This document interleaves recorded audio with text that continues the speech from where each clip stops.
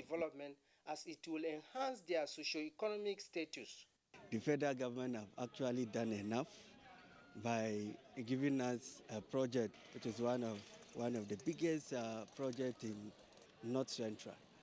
Meanwhile, the 106-kilometer adjoining road from the Benue State wing has been completed, while work on the 74-kilometer road on the Nasarawa State axis has picked up, having been re-awarded and expected to be completed before the deadline of November this year. Oh yes, Joshua. Socio-economic lives of the people will actually receive a boost when the road is completed. We expect that this will happen very soon, and many thanks. I'm talking about access to education. To improve the nutritional and health status of school children, as well as ensure increased enrollment rates of pupils in school across the country, the federal government introduced the Homegrown School Feeding Program to reduce the dropout rate of pupils due to poverty. Correspondent Imedium Umo reports that stakeholders are advocating close monitoring of the program in schools to boost academic performance. The Nigerian Homegrown School Feeding Program, introduced several years ago by the federal government, is aimed at reducing the current dropout rates of primary school pupils from school due to poverty. To ensure that this program is ongoing and implemented in various primary schools in the country for efficient academic excellence of pupils, United Nations World Food Program team and technical assistant to the Minister of Humanitarian Affairs, Disaster Management and Social Development visit stakeholders in Akwa Ibom State with the aim of evaluating the design, implementation and monitoring the outputs of the program instituted by the federal government. We're hoping to do a very objective assessment. We are just spectators. We're going to sit back and let them lead the team and ask the questions, and we will just observe and then wait for the report. And based on their feedback and their inputs, that's how we hope to improve the program. The purpose of this mission is to try jointly to look into the status of the Homegrown School Feeding Program implementation. We are doing physical face-to-face assessment in 2 states. We have been to Kano last week, and this is the 2nd state we are going to take stock. For some of the other 4 regions, we are going to try to collect data remotely. Stakeholders in Akwa Ibom State appreciate the efforts of the United Nations for partnering with the federal government in providing a conducive environment for children. Once our kids are okay in school, quality is good, quantity not bad, and movement from where the food is cooked to the school, and the plates used, and then running water, all the COVID-19 protocols obeyed inside the school compound or within the school premises, this were okay. It's normal that during implementation of programs, there should be a review of what work has been done. We hope that lessons learned will be implemented and corrections will be done so that the aim and the objective of the program will be met. The visitation, which is slated for 3 days, will checkmate the efficacy of the program in local government areas and schools at the grassroots. Oh, that's right, Imedium. Critical assessment of the program will lead to better performance and subsequently increase in enrollment of pupils. Thanks a lot.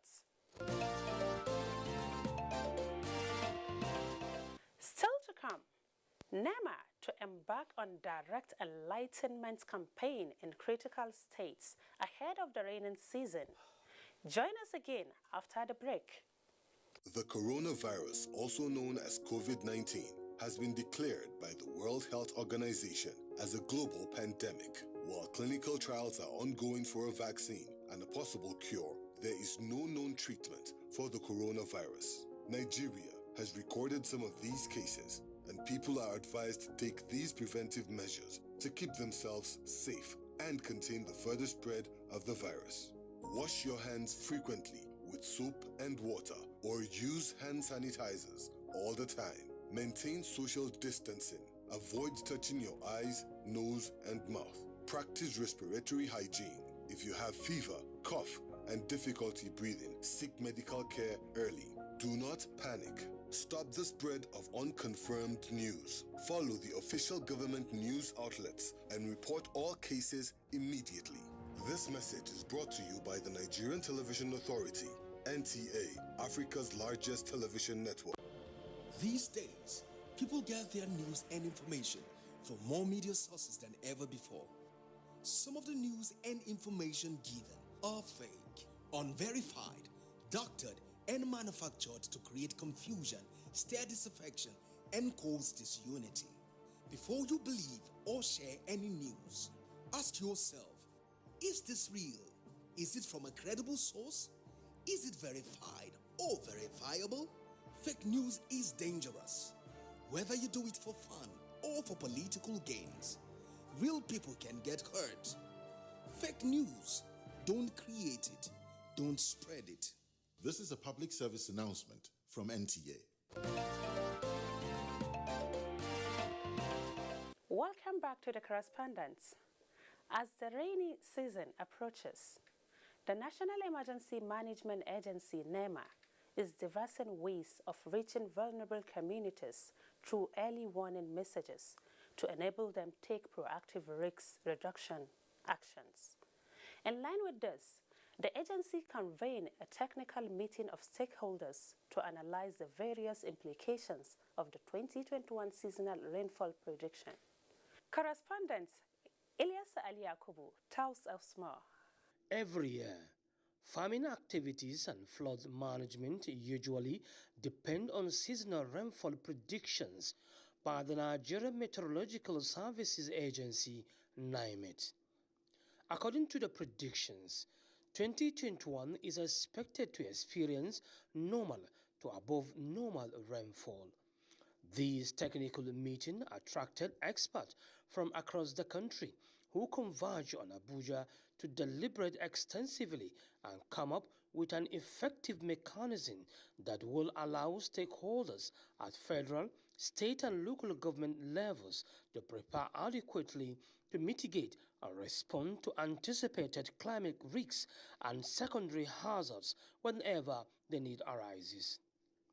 After exhaustive deliberations, the meeting resolved to constitute a national response committee to map out vulnerable communities across the country with a view to adequately enlighten the people on the dangers that may be posed by floods.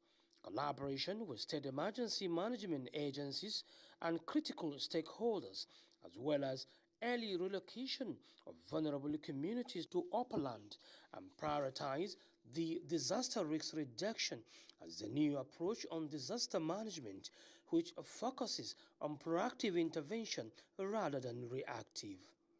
We are all here to be part and parcel of the implication of the 2021 seasonal climate prediction.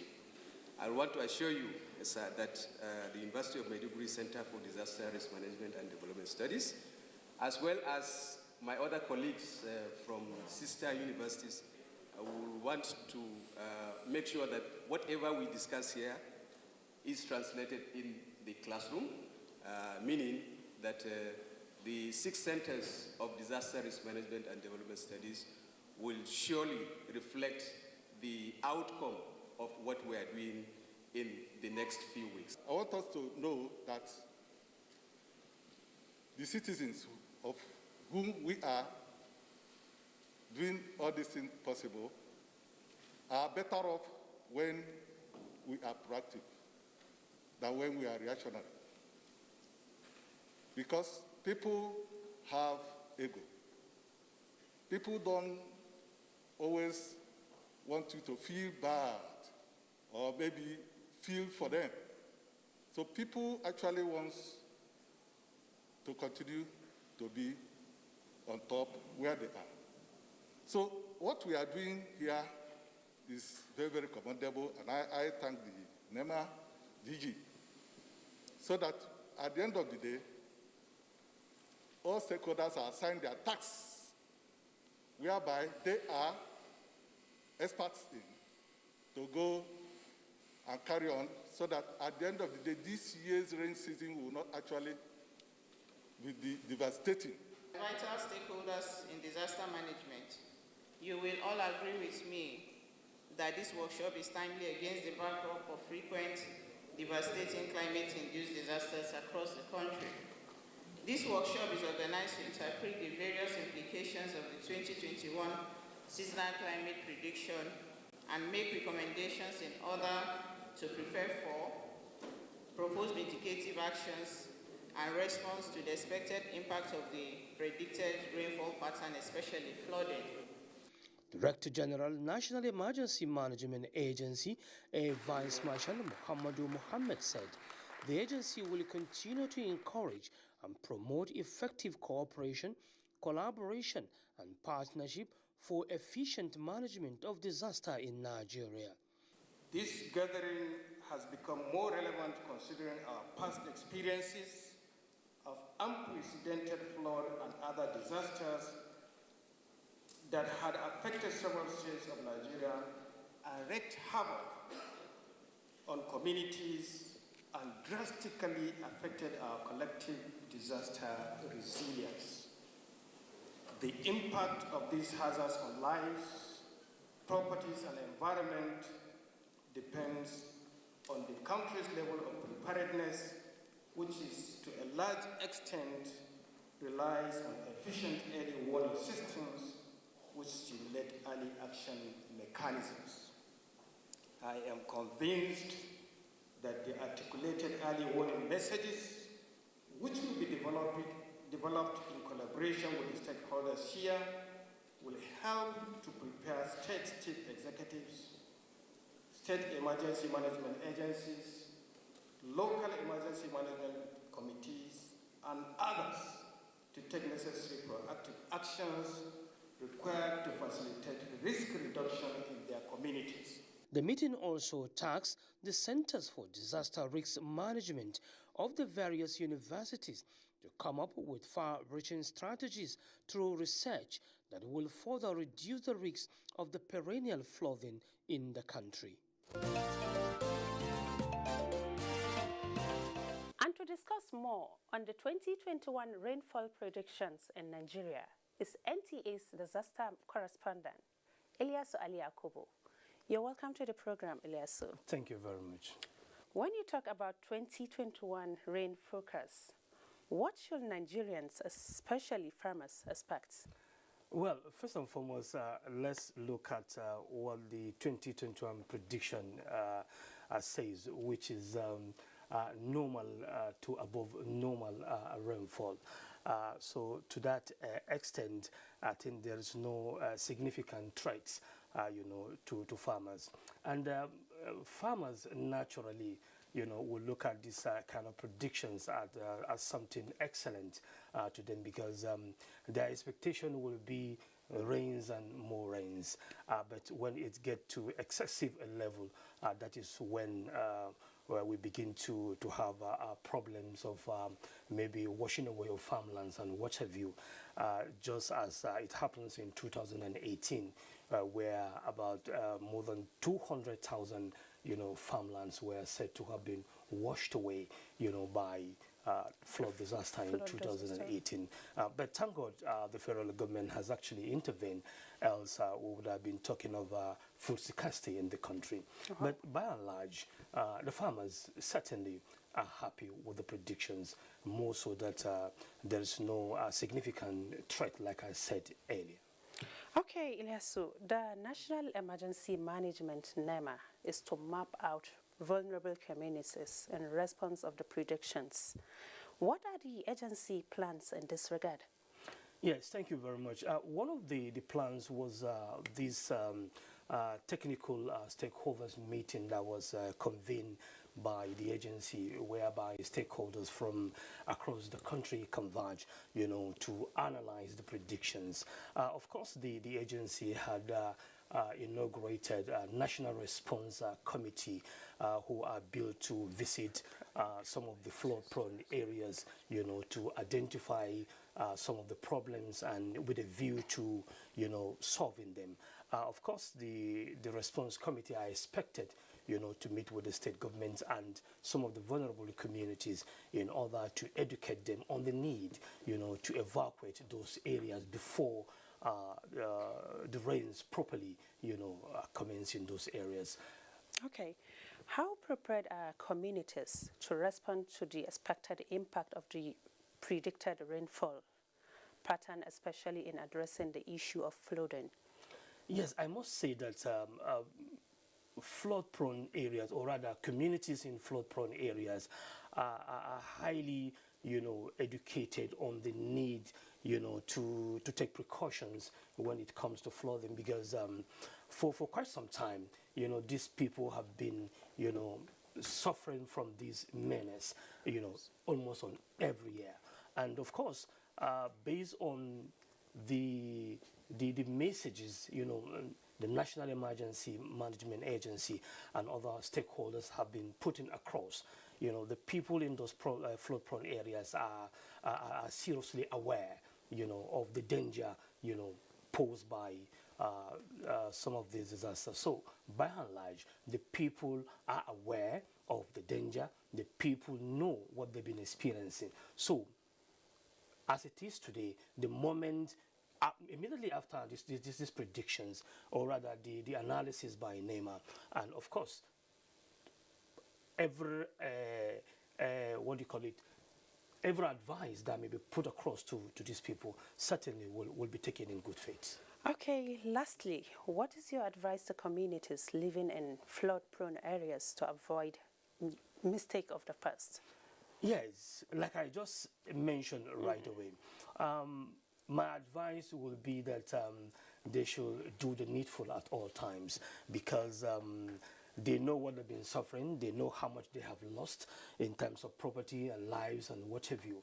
So the immediate thing to do right away is to evacuate those flood-prone areas immediately before, it comes hardly on them. When you said evacuating people from the area, what if the people refuse to leave? Some people are so attached to where they are from the beginning and so on. Well, I must say that that idea of my father's land, is no longer obtainable this time around, because the people, have directly, felt the impact of the disaster. So anything you will tell them now, certainly they succumb to it. So the issue of my father's land does no longer exist in those communities. I'm a living witness. I've actually been going around, with some of the stakeholders, to see the level of impact, to those people. And of course, from the responses I got from some of these people, it will tell you that the idea of my father's land is no longer existing. Thank you so much, Ilyasu, and many thanks for being part of the correspondence this week. We will see you again soon as the rainy season approaches. Thank you very much. Hope you enjoyed the correspondence this week. Let's do it again next week, same time, on another edition. Thanks so much for your time. You can as well follow us on our Twitter handle, FUOLUA NTA hashtag NTA Correspondence. And yes, don't forget to use the hashtag NTA Correspondence whenever you make a comment or ask a question. And a quick reminder that COVID-19 is very much around us. Continue to abide by the government regulations and safety protocols, and more importantly, wear your face masks properly. Take responsibility and stay safe. See you again next week, same time.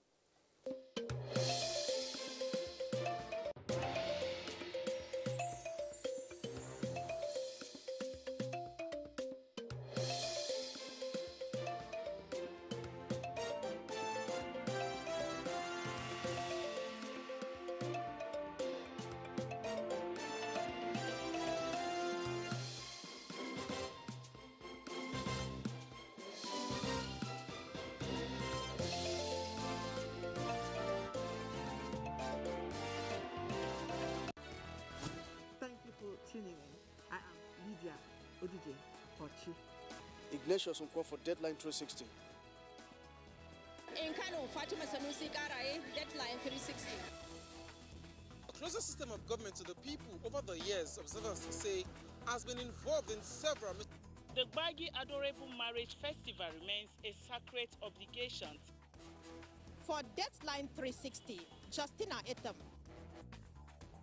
Efik language, otherwise known as Iko-Efik, is a native language of... Thank you for joining us. I am Lydia Odije Ochi.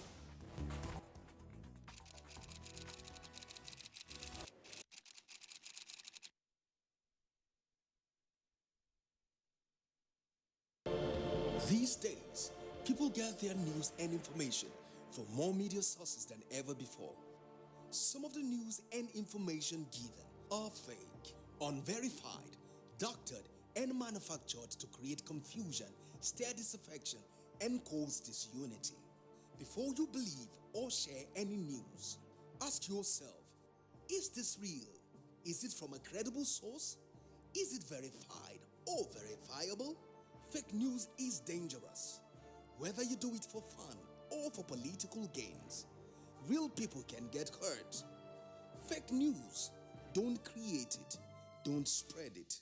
This is a public service announcement from NTA.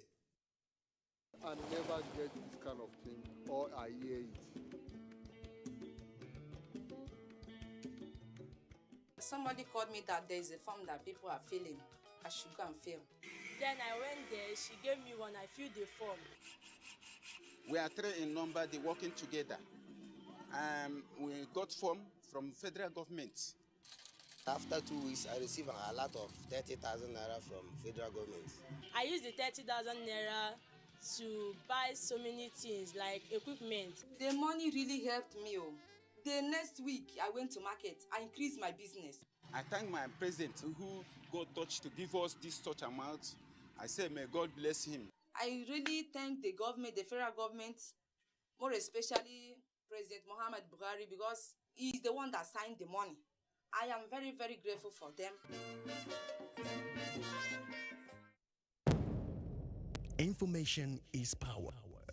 Everyone wants power. So feel powerful with the NTA News mobile app, the one-stop information center.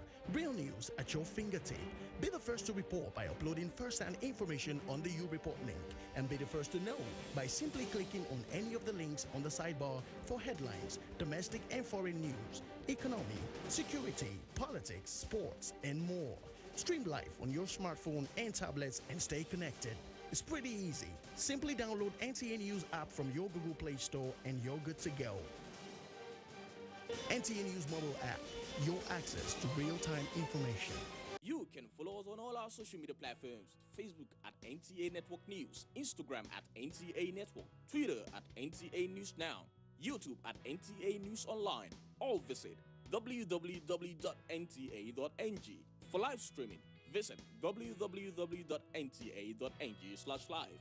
Now, you can stay updated on the go, be it on your TV, iPhone, laptop, or iPad, or download the NTA mobile application from your Play Store or App Store. NTA, you can beat the rich.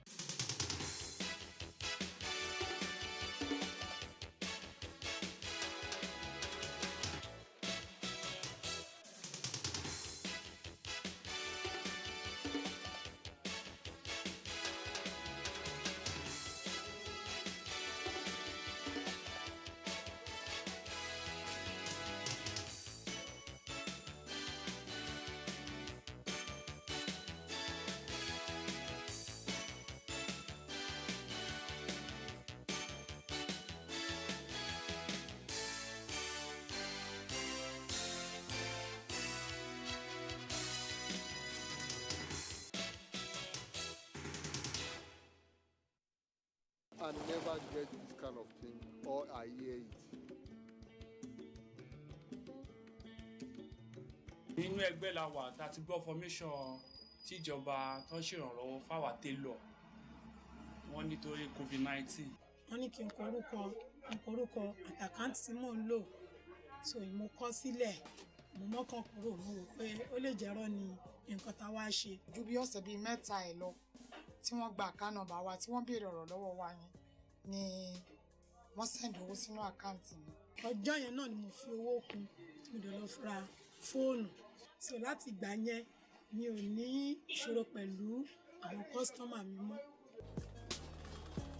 Òṣìṣẹ́ tó máa gba 30,000 ẹ̀ tí wọ́n fẹ́ materials. Pátápátá tó yẹn máa ṣiṣẹ́ family àjẹun ìyàwó àtọmọ máa jẹun wọ́n appreciate.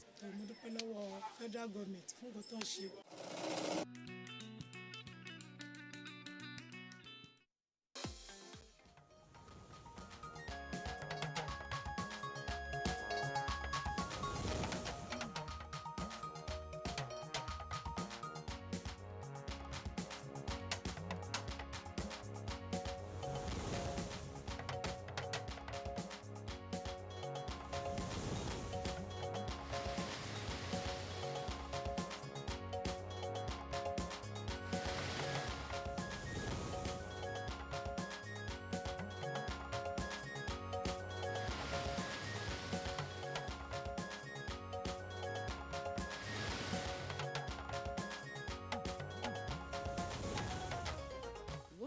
To do, as I've said several times, is to improve our revenue, to enhance our capacity. Federal Executive Council approves memoranda aimed at improving services of the Nigerian customs.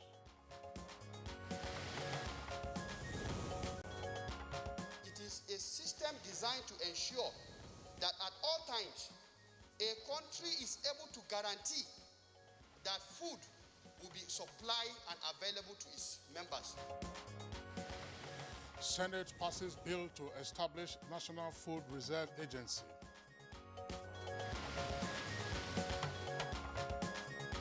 And hiking prices of food items during Ramadan fast, effect on the common man. Quran chapter 83 verses 1 to 3. It says, "Curse of God be upon those who used to reduce what they sell." And on Good Morning Nigeria today, we shall discuss the admission process into tertiary institutions.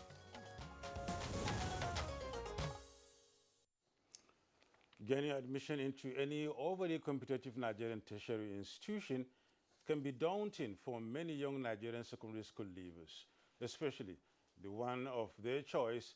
And after spending time within the walls of the Nigerian tertiary institution, you cannot but be astounded by the high number of students seeking for admission into the many Nigerian tertiary institutions. Well, to address the several challenges associated with getting admission into Nigerian institutions of higher learning, and in furtherance of its commitment towards improvement and efficiency in its mandate, the Joint Admissions and Matriculations Board, JAMB, developed the Central Admissions Processing System, CAPS, to automate the admission procedure. And that's right, Kingsley. CAPS streamlines the admissions process, addresses the challenges associated with the manual approach, restores the autonomy of tertiary institutions with respect to admissions, and it makes candidates focus and empowers them with information on available choices of institutions and programs. CAPS also expands admission opportunities, eliminates multiple admissions, and provides easily retrievable data for decision-making and research on the education sector in the country. That's right, Nadabo. Now, the innovation by JAMB is, as we indicated, a response to the constraints bedeviling admission into institutions of higher learning in the country. CAPS also helps JAMB to refocus on its original mandate as a clearinghouse for admission into tertiary institutions. Now, the admission procedure has many stakeholders and actors whose roles are captured in the CAPS, that's the Central Admissions Processing System. Now, recently, specifically 2 days ago, JAMB described as illegitimate admissions being offered by the University of Abuja and a few other institutions. JAMB alleged that the admissions were being offered outside the Central Admissions Processing System, CAPS. These admissions were described as illegal, unacceptable, and offensive to extant rules and regulations guiding admissions to tertiary institutions in Nigeria. However, the University of Abuja, in its defense, through the spokesman, said they followed due process. Well, that's the issue on the table, Nadabo. Now, the story, of course, went viral, and the universities concerned, that's the universities identified by JAMB as having offered what it referred to as illegal admissions, were reported to be issuing admission letters to candidates without recourse to the board. And JAMB had, of course, indicated that it came up with CAPS in 2017 as an automated platform designed to ensure that admissions are transparently done to protect the interests of all who are desirous of gaining admission into tertiary institutions, including the managers of that process. Now, JAMB says that the admissions of the schools, including University of Abuja, were neither proposed, approved, nor accepted on the CAPS system, and therefore they are null and void. And in a related development, Kingsley, the Minister of Education inaugurated 42 visitation panels to the 38 federal universities and other inter-university centers across the country to ensure close monitoring of their activities. And this is a renewed effort to reposition tertiary institutions in the country. Well, that's right. But our principal focus this morning, Nadabo, has to do with admission process. Visitation panels are usually more broad-based in terms of their assignment. And once again, on the issue of admissions being managed by JAMB, we'll of course be getting our guests to speak to relevant aspects, including the regulations governing the current exercise, which began a couple of days ago in terms of registration. What are the do's and don'ts for candidates, and what is the role in particular now of the various institutions that are seeking to admit students? That's to say, public universities, federal and state, as well as private universities. It's on that note we'd like to welcome you to this edition of Good Morning Nigeria. My name is Kingsley Osadolo. And I am Yusuf Nadabo Usman, joining Kingsley and welcoming you to the program. We are reaching you live on the network service of the NTA. As usual, we have our complimentary segments, including the newspaper review, business news, and others. For a start, let's join Lydia Odije-Oji for the news highlights this morning. Good morning, Lydia. Good morning and welcome to the morning news. The Federal Executive Council received and approved some memoranda aimed at improving the services of the Nigerian customs. And the nation's economy is not in any trouble concerning its rising debt profile, which is still within the sustainable level, says the finance minister. The Council approved the procurement of 427 operational vehicles for the Nigerian Customs Service operations in favor of various contractors in the combined sum of 14.55 billion naira, inclusive of 7.5% VAT, with a delivery period of 4 weeks. And there are several contractors. Meanwhile, members of the Federal Executive Council, led by Vice President Yemi Osinbajo, held a minute silence in honor of late Mahmoud Tukur. Mahmoud Tukur was a politician and a former minister for Commerce and Industry during the military administration of General Muhammadu Buhari. He was also the first Vice-Chancellor of Bayero University, Kano. President Muhammadu Buhari, in his tribute, said the late Tukur, during his time as minister, introduced a lot of schemes that revived the local industry, boosted exports, and gave real meaning and effect to import substitution in regenerating the indigenous manufacturing sector of the economy. Late Mahmoud Tukur died on the 9th of April 2021, and members of the council, some of whom joined virtually, opened the meeting with a prayer for the repose of the deceased soul. In periods of uncertainties, especially pandemics like we have at the moment, food shortage becomes manifest. And to ensure that Nigeria does not suffer from such challenge, the Senate has passed a bill that seeks to establish the National Food Reserve Agency.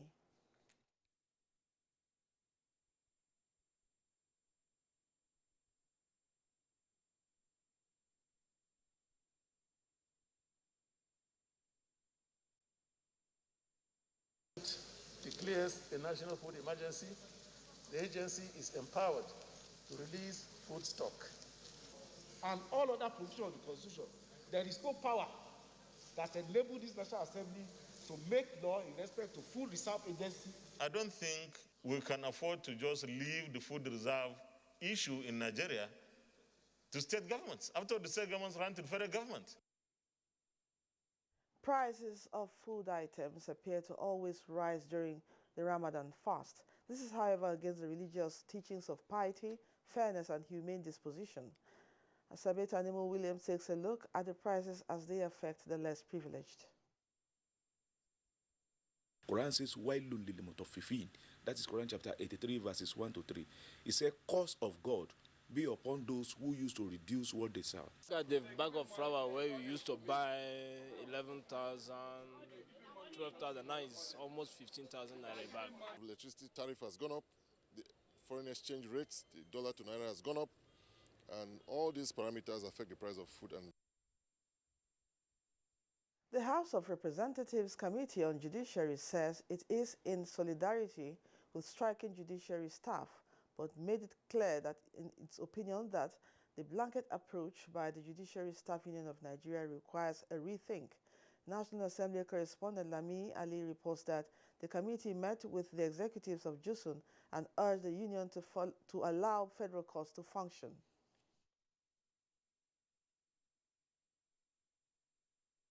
Money meant for federal judiciary that is under statutory transfer is sent straight to the National Judicial Council for the benefit of courts and other judicial bodies under the federal government.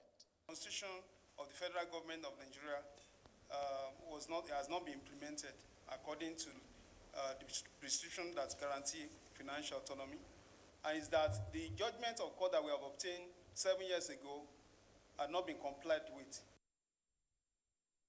The Joint Admissions and Matriculation Board says it has taken a holistic look at its processes and put in place measures to curb anomalies arising from unwholesome exploitation of hapless candidates by some cyber cafe operators. Registrar of JAMB Professor Ishaq Oloyede stated this after the board apprehended 10 out of 40 alleged fraudsters who defrauded JAMB of more than 10 million naira in the name of being ad hoc staff who supervise external examination. We will no longer ask candidates for email addresses for the purpose of registration. It is by going to this cyber cafe that they open themselves to this abuse of stealing their data. Now, NCDC update. 89 new COVID-19 infections have been recorded nationwide within the last 24 hours, bringing the country's total confirmed cases to 164,000. The Nigeria Center for Disease Control, NCDC, says among the new cases, Lagos has 19, FCT 15, Adamawa 12, Akwa Ibom 10, Cross River 9, Rivers and Ogun 6 respectively, Kano 5, Kaduna 4, and Osun 3. There are now 7,625 active cases nationwide. 154,225 cases have been discharged, while the death toll is now 2,061. And that concludes the morning news. Good Morning Nigeria continues with Nadabo and Kingsley after this break. Good morning. My name is Boss Mustafa, the Secretary to the Government and the Chairman of the Presidential Task Force on COVID-19. I've just had the rare privilege of taking my first dose of the Oxford AstraZeneca vaccine, and I can tell you that we are doing very well in terms of our response and the administration of the vaccines all over the country.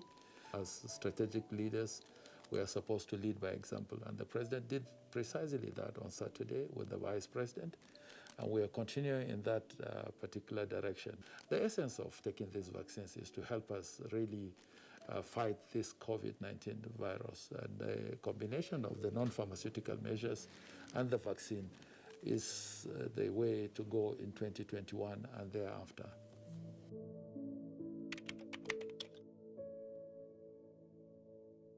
He's falling sick so frequently, either fever or stomachache. I keep him away from junk food. She also feeds me apples. She says an apple a day keeps... If you want to keep germs away, then also wash your hands regularly with Dettol soap. Meaning? If it's a soap, why not Dettol soap? Germs and disease spread through the hand also. For this, use Dettol soap. Dettol protects from up to 100 illness-causing germs. Dettol soap is endorsed by the Nigerian Medical Association. Be Dettol sure. Dear customer, link your Airtel number to your national identification number today. Here are easy ways you can do it. Dial *121*1# on your Airtel line and follow the prompts on the screen. Type in your 11-digit government-approved NIN number. You will receive a confirmation message to confirm your entry. You can also visit www.airtel.com.ng/NIN to link your phone number to your NIN. If you do not know your NIN, simply dial *346# to get it. No stress, no wahala. Airtel, the smartphone network.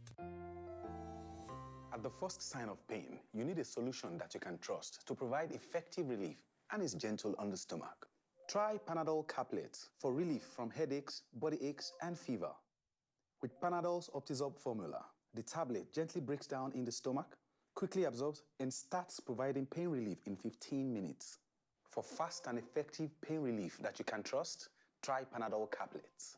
This has been Medifact for Panadol.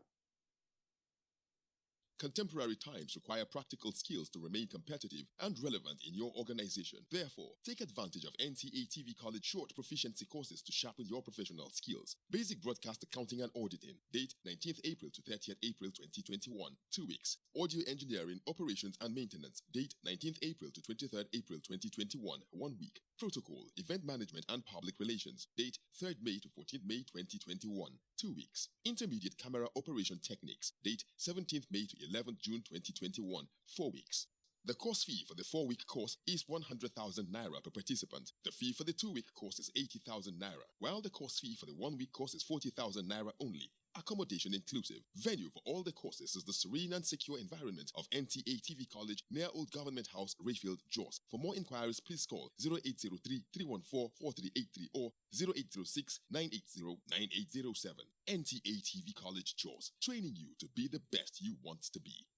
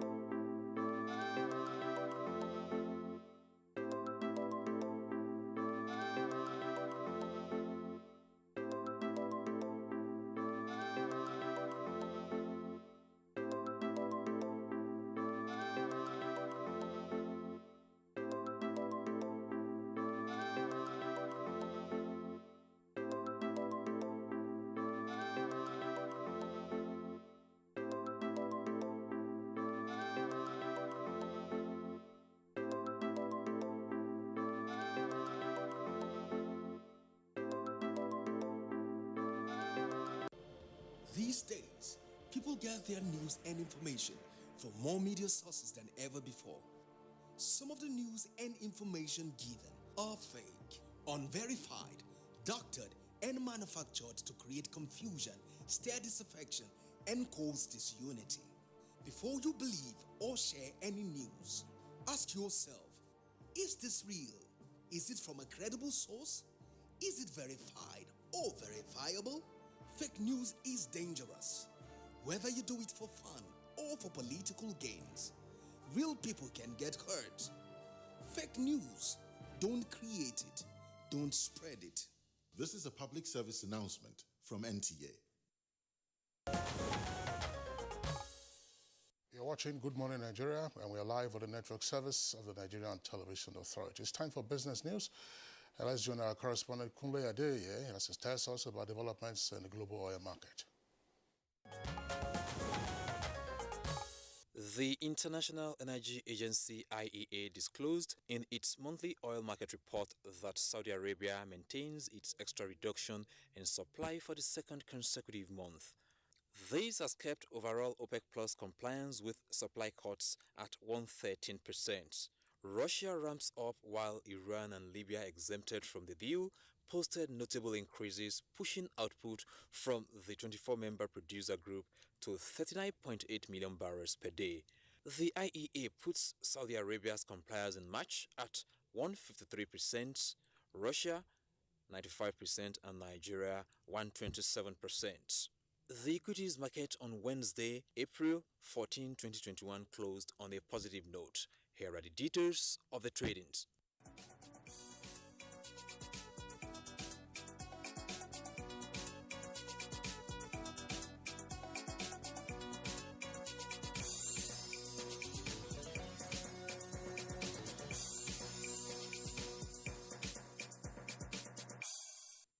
With business news, I'm Kunle Adeyeye. And coming up next is the newspaper review.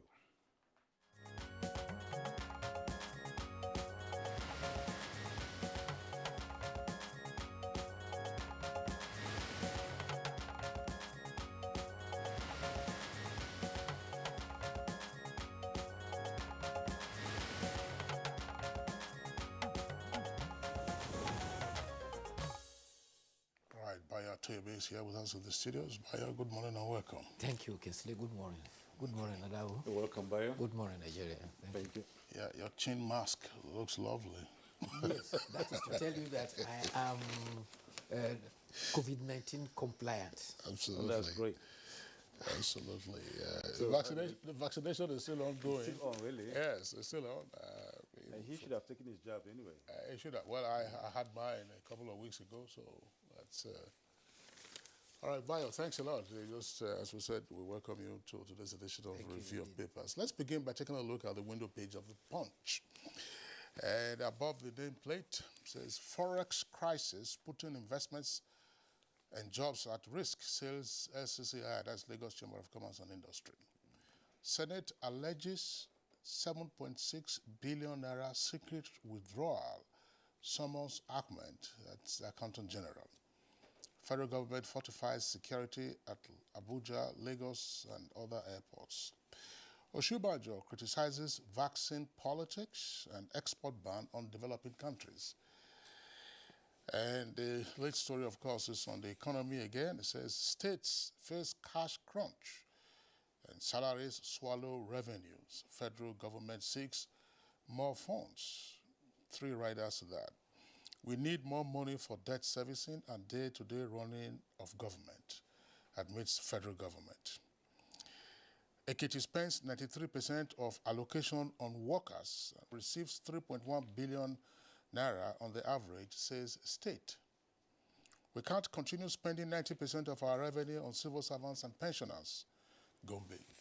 And the composite photographs there on the front page show some family members of the Chibok girls during an interfaith meeting to mark the 7th year of the abduction of the students of the government's Girls Science Secondary School, Chibok, in Borno State.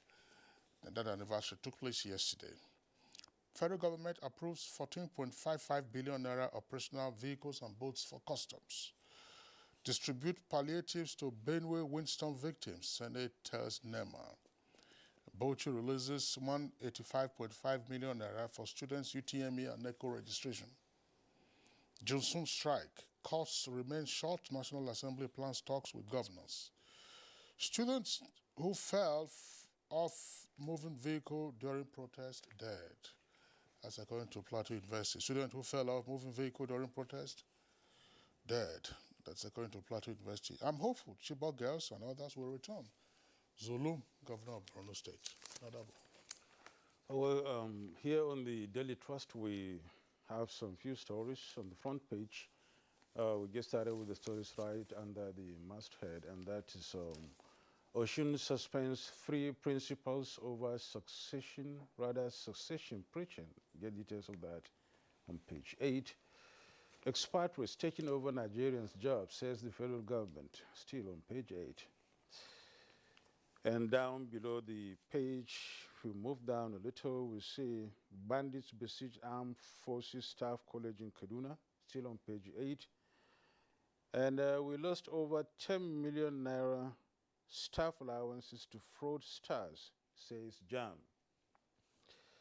Down below still it says AMCON seeks special tribunal to recover 5.4 trillion naira debt. Details on page 15. And finally, you have at the bottom of the page the printing of 60 billion naira You lied. The federal government replies Obaseki. Details on page 15. The main story here is about the Boko Haram attacks. It says over 100,000 flee to Niger Republic after Boko Haram attacks Borno town. And the riders are 10 more people killed in Damasak, houses are burnt, and the second rider is women, children in distress, says legislators. You get details of that on page 5. And the pictures are vivid here. You can see, you know, how these residents are moving away from their native homes, allegedly to Niger Republic in search of safety. Bayo? Sadly, yes, let's start with the story from Damasak. Over 100 persons are said to have fled Damasak in Borno to Niger. They are running away from terrorist group who attacked Damasak. It is the 6th time Damasak has been attacked in 2 weeks. Damasak is a border town on the fringes of the Lake Chad and is about 188 kilometers away from Maiduguri, and is a strategic town on the fringes of Lake Chad. Nigerian troops supported by the air component are said to be pushing away the attackers. The terrorists who caused considerable damage to Damasak and are now, have even since insurgency started, Damasak has survived for over 11 years now. Across the nation too, in Katsina, local vigilante group as Majifa have neutralized about 30 suspected bandits. The villagers, the vigilante group, laid ambush for the bandits in Kankara local government area. It is about the 3rd instances that the local vigilante group have upped their act and are dealing serious blow to the bandits. It happened at Magama in Jibia local government, as well as Yamarafa and Mononu, both in Faskari local government area of Katsina State. And in Kaduna State, area surrounding Jaji, which is hosting the Command and Staff College, the communities and residents there says that bandits have come several and often to come and attack them, particularly to wrestle cattle. They are oftentimes saved by the military who are within the precinct, who tend to engage them and send them away. The commandant of the Command and Staff College, Air Marshal Olayinka Alade, is said to have brought to the attention of the command headquarters this serious development. Now, there is disputation about the federal government describing as false what Governor Godwin Obaseki of Edo State said federal government printed billions to be shared at the Federal Account Allocation Commission. The governor excitedly also told Edo Transition Committee that when we got Federal Accounts Allocation Committee FAC for March, the federal government printed additional 50 to 60 billion to top up for us to share. He asserted that he, as a former banker and economics and investment economist, is lamenting the April. He said this April we will go to Abuja and share by the end of this year. Our total borrowing are going to go within 15 to 16 trillion. The Minister of Finance, Budget and National Planning, Zainab Ahmed, says the issue raised by Governor Godwin Obaseki is very, very sad because it is not a fact. It is a lie. She clarified what is distributed at the monthly Federal Accounts Allocation Committee meeting are generated revenues from government institutions. They are published on the website and therefore it is public information. They comprise of revenue generated by the Federal Inland Revenue Services, the Customs Services, and the NNPC. In another development, so it is not true that we printed money to distribute to Federal Accounts Allocation Committee. By the way, is it governors that goes to Federal Accounts Allocation Committee? I thought it is sometimes Commissioner of Police and the Accountants Generals of the state that go to for that meeting. On the issue of borrowing, the minister it's not said... commissioners of police. Commissioners of finance. Yes. Yeah. Sorry. On the issue of borrowing, the minister says that Nigeria's debt is still within sustainable limit. It is currently at 23% of gross domestic product, GDP. The limit for borrowing by international monetary institutions is set at 24% of GDP. So Nigeria is within borrowing limits. Meanwhile, the Debt Management Office says that the cumulative debt of Nigeria as of today stands at 32.9 trillion. He said that it is the responsibility of both federal and state government. The Director General Debt Management Office, Patience Oniha, says public debt published by her office is both the debt stock of the federal government, 36 states of the federation, and the Federal Capital Territory. And by the way, before these debts are accumulated, they are usually approved and sanctioned by the National Assembly. Federal borrowing, she says, increased in 2015 due to the collapse of the revenue from crude oil. She adds that the new borrowing trending down since 2018 up to the first of the 2020 Appropriation Act. He said, nevertheless, the debt is sustainable as borrowing is done at the lowest possible cost. Well, my concern here, Kingsley, is, this story, Daily Trust, bandits besieged Armed Forces Staff College in Kaduna, Bayo. And then, I mentioned that. Yeah, you did mention. I'm just talking about how so close they've come, and the communities are really concerned about that. They reported the case, and even the commandant of the college, Air Marshal Olayinka Alade, confirmed this, and he told journalists in Abuja that they are very much close. Imagine it's a Armed Forces Staff College. Think about it, if it were to be another school that doesn't really have anything or any relationship with armed forces or security agencies. You see how close they've come. Well, Jaji is the home for the elite staff college of the armed forces. There's the junior cadre and the senior cadre. But across there's another military cantonment there. And the military cantonment there, with the military aspect of the command and staff college, is what is warding off the community. So it's the communities surrounding the villages. There are pockets of villages around that area. The villagers are the ones that complaining that bandits have been coming there, rustling their cattle, and most instances, it is in fact the military that has saved them from the excesses of the bandits. But now that it has been reported to the Defense Headquarters, I have no doubt that something critical will be done about it now.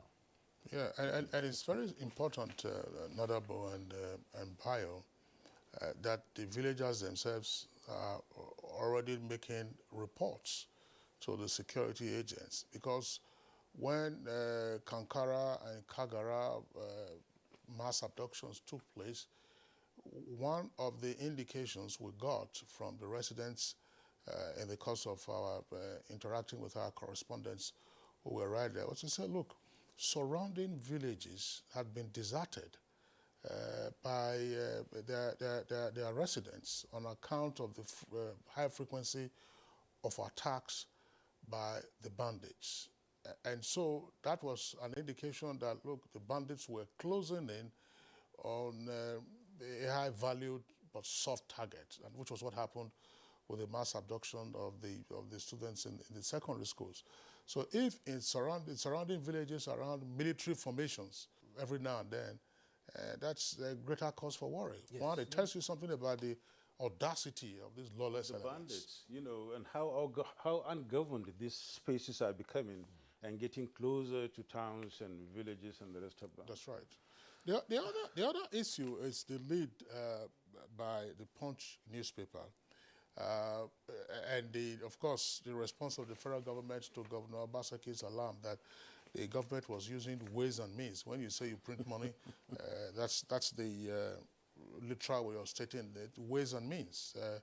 It's also a form of borrowing, as it were. But when you have a shortfall in monies available, the government resorts to ways and means. Nigerian governments have done it in the past. But in this particular instance, the federal government is saying, look, we are not doing it. But states are crying from what the Punch newspaper is saying. It says states face cash crunch, salaries swallow revenues, and federal government seeks more funds. That's what the Punch is reporting here. We need more money for debt servicing. And this is one point that has also been raised in terms of financial management. How viable is the current debt servicing arrangement that we have? Yes, we are within the threshold, according to the Ministry of Finance, within the threshold of borrowing, but you have to service those debts. So how much of our revenues goes into debt servicing? And if you recall, 2 days or so ago, Nadabo wasn't with us on set that day. El Rufai, governor of Kaduna State, indicated that, look, he couldn't possibly be spending 90% of income on staff emoluments. And that was in the aftermath of asking 4,000 local government employees, to exit. Some other states, like Ekiti here, is quoted as reporting 93% of its allocation on workers. And they received 3.1 billion naira on the average. And Gombe is also saying we can't continue spending 90% of our revenue on civil servants and pensioners. It's a point that I just would like to re-emphasize. Look, nothing against civil servants, nothing against public servants, but we often miss the argument when we say that, oh, workers have been owed, workers have been paid, or they have not been paid. When you look at the percentage of public service workforce to the generality of the society, then you have to ask yourself what needs to be done. How many civil and public servants are there in Nigeria, local, state, and federal? Versus, for instance, how many MSMEs we have in the country? We have over 30 micro, small, and medium-scale enterprises in the country. These are private sector. Yeah. So how many persons do you have employed in the public service? So how much does the public service consume? So when you are talking about reducing the cost of governance, these are some of the issues. It isn't just salaries alone. When you have when you have your entitlement, when you have your salaries, you also have expenses that you incur, whether it's LT&T, local tours and travels, and so on and so forth. But what we don't measure is the output of the public service. There was a time, some years ago, we had KPIs, that's key performance indicators. Targets were set, just like you have in the private sector. Targets were set. How are you achieving it? And I'm sure some of our guests on Good Morning Nigeria discussing security issues, for instance, have also raised this. To say it is not sufficient to say we are decimating bandits, we are decimating kidnappers. When we have the numbers, you will say, have a baseline. Year 2019, we had so many cases of kidnapping in the country. Year 2020, this is what we have done. Year 2021, this is what we seek to achieve. We want to reduce it by 25% or 50% or otherwise. And we will also need the intelligence services to aid us. Intelligence services can also say, look, we got some preemptive information, if we have advanced information, and the utilization of our intelligence led to the busting of several kidnapping gangs. This is what we achieved last year. 2021, that is how you measure output. When people just wake up in the morning and go to work and come back and, just as we say, paradigo, you just go, come, end of salary, and then the economy suffers, and then we are poor. It's a routine thing, really, but I think the argument now they are putting across is because of the cash crunch from the center, which, of course, the federal government is complaining too. The money is not so much enough. We didn't hear much of this much earlier in the past years and months, of course. They've been quiet. Not that the workforce wasn't that as it is at the moment. It was still there, but there was no noise so much about it. Yes. But now that the money has gone down low, you cannot spend much more than you can have, so it becomes a problem. Well, there was boom, and so there was revenue tumbling in. Now, there's not much revenue coming in. Yeah. We are suffering from the pandemic and also the economic, that has devastated the economy of all nations of the world. But be that as it may, of recent reports even indicated that the revenue generation agencies, like the custom, for instance, have even exceeded their first quota targets, which is pointing to the fact that revenue collection is actually improving, since they are even exceeding their quarterly targets. Therefore, it means that we are on the upswing. But if states are to continue to depend on what has been described as feeding bottle kind of economy, then unless they generate enough internal revenue on their own to supplement what they get from federation account, this situation is going to persist. Because there are some states that without the federation account allocation, they will not be able to even have any activity at all. Yeah, even underestimating, when you say some, you say most states, really. Yeah, only very few, maybe 3, 4, or 5 could be able to stand without the federal government support. And we saw what happened when the economy went into recession in 2016. Yes. For about 18 months, the economy was in recession. Now, the federal government made a pledge that no worker was going to be retrenched, and no worker was retrenched. Yeah, sure. So you manage your finances very well. Well, now that we are having this crunch and we are seeing it, when you see hazard ahead of you, what do you do? Oh, well, thank you so much, Bayo. It's a great too. pleasure this morning having you here. Thank you. You're watching Good Morning Nigeria, and of course, we're reaching you from Nigerian Television Authority. We'll now take a break. Stay with us for more. The counsel of our fathers. I will urge and advise our younger generation to use talent and brain to sort out problems, not arms. Nigerian youths, let's build our nation together.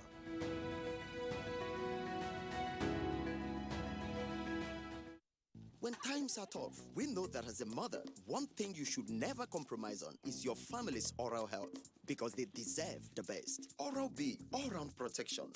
Its great value, it protects your mouth from harmful bacteria and also protects you against tooth holes and gum problems which can lead to tooth loss. It strengthens your family's teeth and gives them all-round protection. So remember, protect their future. Oral-B for healthier, stronger teeth in just 1 week.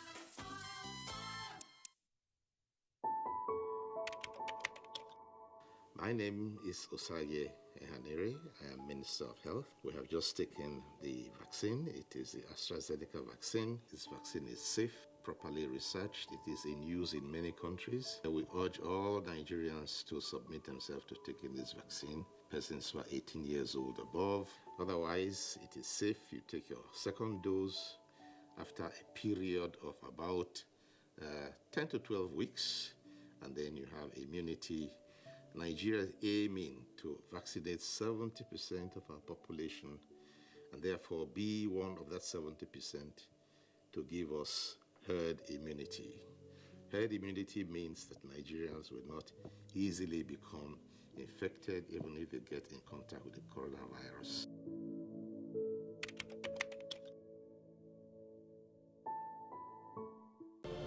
These days, people get their news and information from more media sources than ever before. Some of the news and information given are fake, unverified, doctored, and manufactured to create confusion, stir disaffection, and cause disunity. Before you believe or share any news, ask yourself, is this real? Is it from a credible source? Is it verified or verifiable? Fake news is dangerous. Whether you do it for fun or for political gains, real people can get hurt. Fake news, don't create it, don't spread it. This is a public service announcement from NTA. Life can be very eventful. We curiously expect things to happen, even when we don't know what. Our human nature makes us like and repost lots of information. Some are unverified, inciting anger and hate. Sometimes innocently, other times the urge to break it first. This, in most cases, has caused destruction in many nations.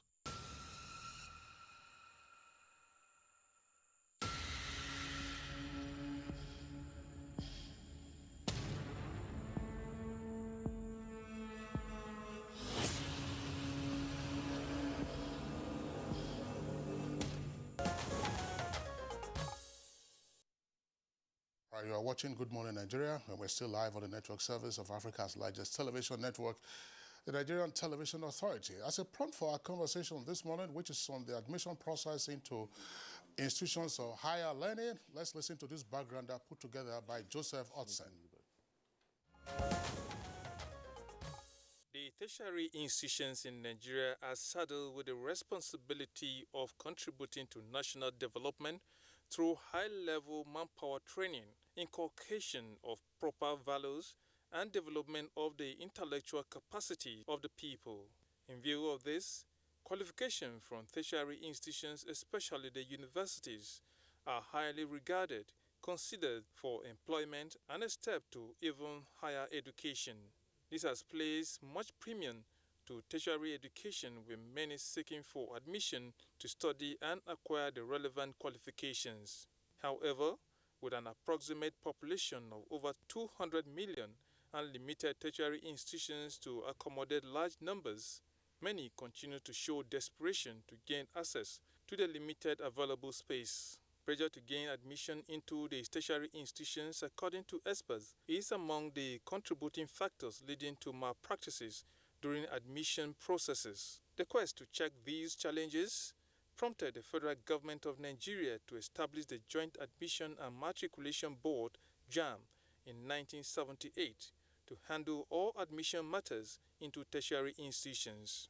But has JAM been able to solve the admission and quality of education problems since it came on board? This, to some, is far-fetched, as many candidates with required scores still find it difficult to gain admission. Most higher institutions go ahead to conduct post-UME examinations before finally admitting students, claiming to upholding standards. The news now is that some tertiary institutions are illegally offering admission to candidates who did not sit for JAM examinations. JAM made this accusation, warning applicants against paying any acceptance fee for admission done outside the central admission processing system. This has thrown open the question of standard admission process into Nigeria tertiary institutions, the implication for those who already gained admission and are presently studying, and what are the consequences for the affected institutions. These and other related issues will be on the discourse by the guests on Good Morning Nigeria.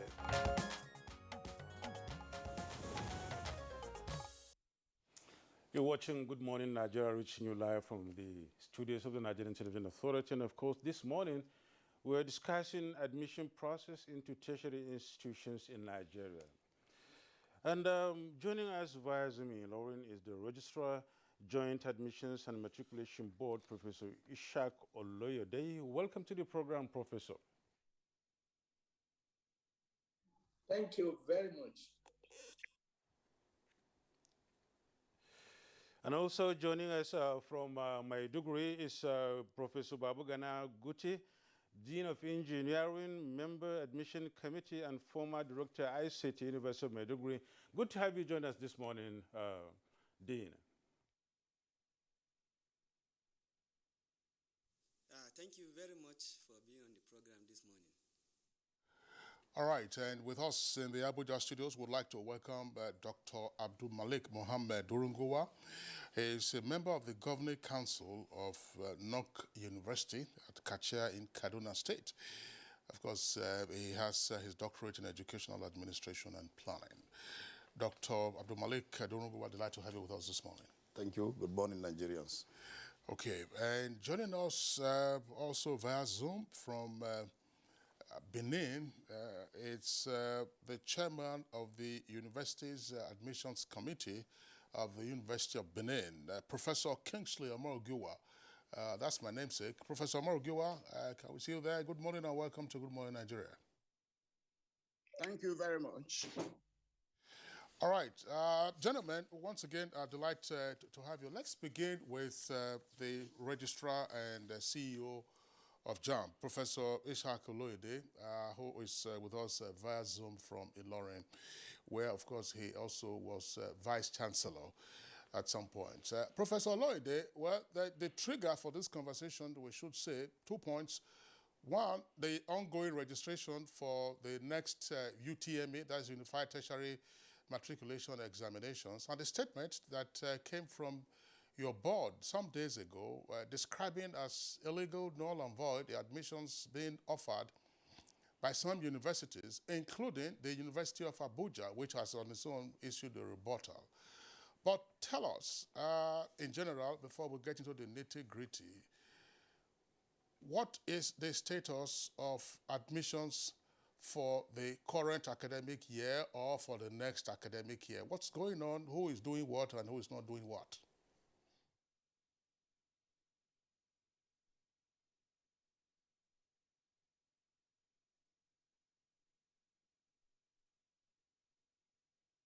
Thank you very much. One, that is supposed to be ongoing, that will start, ought to have started by September 2020 and ending by June 2021. But the session that had been disrupted by COVID-19 and other issues, for that session, the admission is ongoing, and the admission is expected to close on the 15th of May for public universities. By public universities, we mean universities owned by federal and state governments. For non-public institutions, that is, private universities, public and private colleges of education and polytechnics, this admission will stop on the 15th of June. The reason for the dual ending is that more often than not, unless you finish it, we exhaust the admission into public universities, private and other institutions, colleges of education and polytechnics. Many candidates would not willingly want to go unless they are sure they will not have a place, for economic reasons principally, unless they are sure they will not have free tuition universities. So it is for that reason that we have this dual purpose, dual plans. That is concerning the ongoing admission. But for the next academic session that is expected to start October 2021, what the practice now is that we have started registration, and the registration will end on the 15th of May, 2021. As at today, over 62,000, as shortly before the 62,300 plus had registered. And they are registering with the provision of their name. That is National Identification Number. And that's going on very well. We must thank NIMSI, which has improved radically, and the Ministry of Communication and Digital Economy, the NCC, they have been marvelous in their support. We had a trial test last year which ended in a failure, and that had put me on an edge when the minister directed that we must still comply with government directive on NIM. But so far, so good. NIMSI and all the agents have been very, very excellent, even beyond our expectation. Maybe it's too early to praise them, but I must say that it's beyond my imagination. The level of efficiency, credibility, integrity being displayed this year was nothing. You can't compare what we had last year. A lot of improvement had occurred, and I must thank all the agencies. This is where we are about the two sessions, more or less going on pari passu. Thank you. And really, Prof, before we let go, I miss for a while, let's look at the other aspect Kisley asked you. I was talking about the other prompter, or rather other prompt for this discussion, and that's the issue of universities that were alleged to have admitted students illegally, University of Abuja and others. Could you shed more light on that so that we can now see the perspective of that and then maybe put it in the right place before we continue? That aberration is another thing. I've talked about the normal issues. What happened was an aberration. Last year, since 2017, in order to be transparent in what we are doing, we established what we call CAPS, central admission processing system. And what CAPS does is that, one, it returns the right to admit candidates. It returns that right to the institutions, because prior to that, 2017, it's possible for JAM to give admission to a candidate, and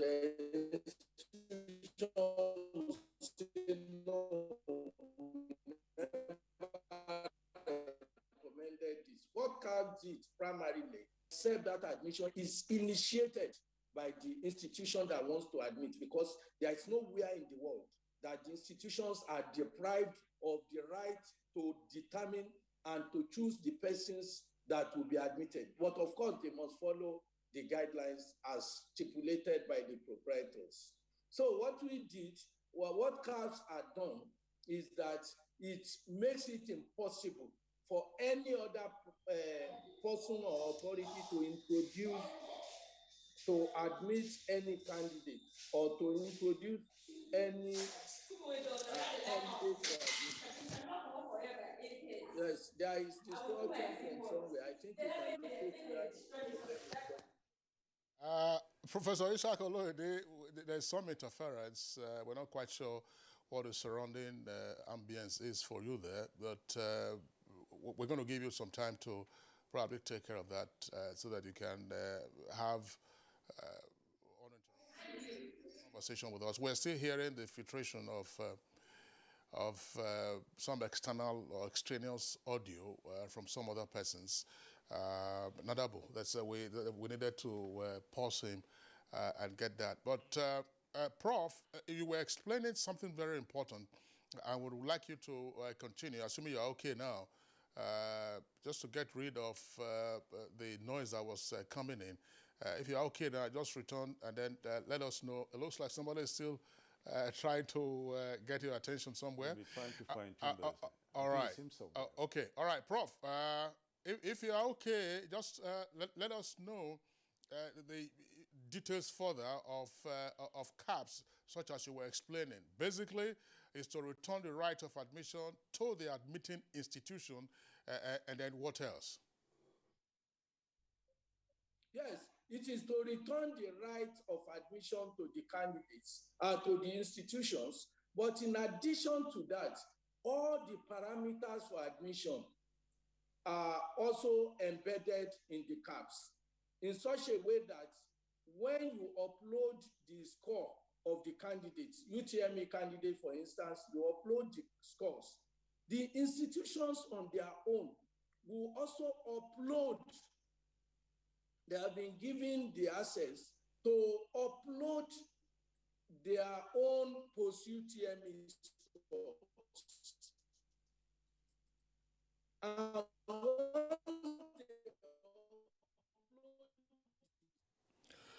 Oh, shame. Prof, well, again, I think that's a bandwidth issue now. That's you're slurring from the signals that we are getting. Again, we'll give you some time to sort that out because his contribution on Adabo is very significant. Yeah, but we have with us in the studios another guest whom we're going to introduce right away. Is the former Vice Chancellor of University of Abuja and also former Vice Chancellor of Sokoto State University. Is our regular guest on a wide variety of political issues. Professor Nuhu Yakub, delighted to have you this morning. Thank you very much. Okay. Earlier, we had introduced Professor Kingsley Omorogiwa as well as Professor Babagana Guti. Let's try the Zoom connection of Professor Kingsley Omorogiwa of the University of Benin. He's chair of the University Admissions Committee at the University of Benin. Professor Omorogiwa, could you just lead us through the admission process, for instance, in your institution and how that is in sync with what the JAMB registrar was trying to explain to us before the signals became weak? I want to thank you again for this opportunity to be able to speak on this matter that is of very vital national importance in view of the role of tertiary institutions in national development. I want to commend JAM in the first instance for the introduction of CAPS, and which has been running since 2017. Definitely not without the teaching problems at the beginning, which have been addressed as well. The bandwidth issue was not so good at the beginning, but now it is so good. We are able to access CAPS with little or no difficulty. Well, on the rights to admit students to universities is embedded in the statutory role of JAM, but not without the contribution of the institutions. And it's surprising at this time to see that there are institutions that will go outside JAM to admit. The process is laid down, the procedure is clear, and even though there will still be some need or a need to configure the system to hinder what may be considered not following the rules, I think the computer analysts or the software engineers should be able to handle that. No admission should go without following through the CAPS. And in my institution, we are following the rules. Every admission goes through CAPS, and the interpretation of our understanding of the rule we are following, and there is a desk officer who is supposed to monitor our compliance. But maybe I need to say this now. Well, there seems to have been some slowdown. I understand that there's some investigation going on in JAM, and the desk officers have been swapped, and we are having challenges having access to the desk officers. But in any case, the work is still going on. But the issue of accepting students that we have recommended or approving students that we recommended from our end, talking about the University of Benin, seems to be slow. So, but I've made the complaints to the director of admissions, and I'm sure they are working on that. So the process of, I think there may be need estimates as to meetings with the officers of the universities and other institutions to ensure that the procedure that is being followed are actually followed. I commend the innovations that JAM is putting in. We are able to sit in our university and then recommend students, and then and the admission process is going on smoothly as it were, aside from some few technical hitches that may be here or there. So I think I'm not sure that any institution is aware that they have the right to admit without going through CAPS. Everyone is aware. There have been policy meetings and other meetings that follow. The chief executive of JAM had reiterated it over and over that every admission must go through CAPS.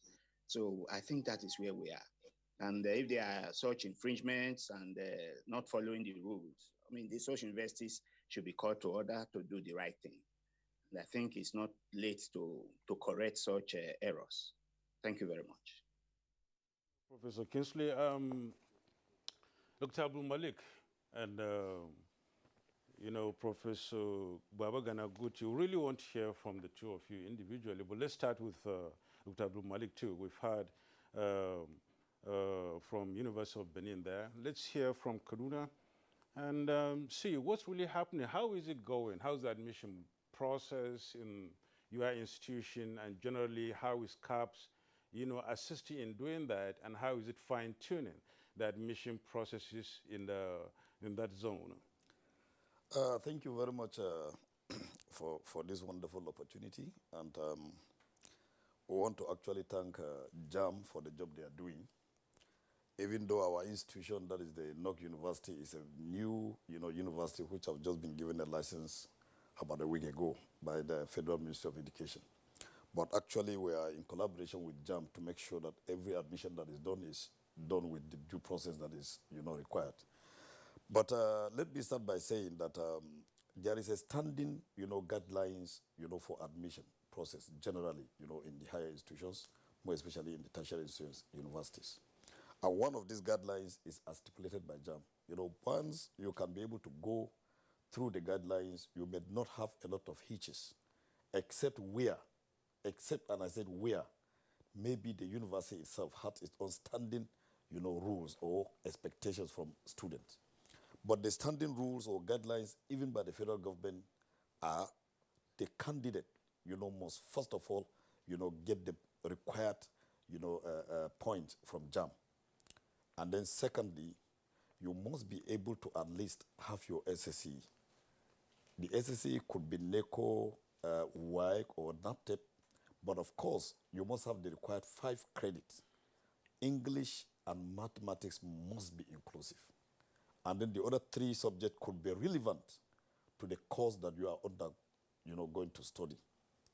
And then after that, of course, some universities, you know, subject you to a kind of a screening to see whether the JAM that you actually sat was a JAM that can be able to make you compete in their own university based on standard and, of course, you know, trying to make sure that you have a certain degree of control of the kind of input that you have in your university. So, but as far as we are concerned, like I have said, since we are a new institution, we are trying to see how we can be able to kickstart admission. And the areas in which we are going to admit are purely on sciences and, of course, medical, you know, line. So, and then ICT-oriented courses. So these are the things that we want to sit down and see, where do we put our bar? Just like I have said, these institutions, like you know, there are federal government or public institutions.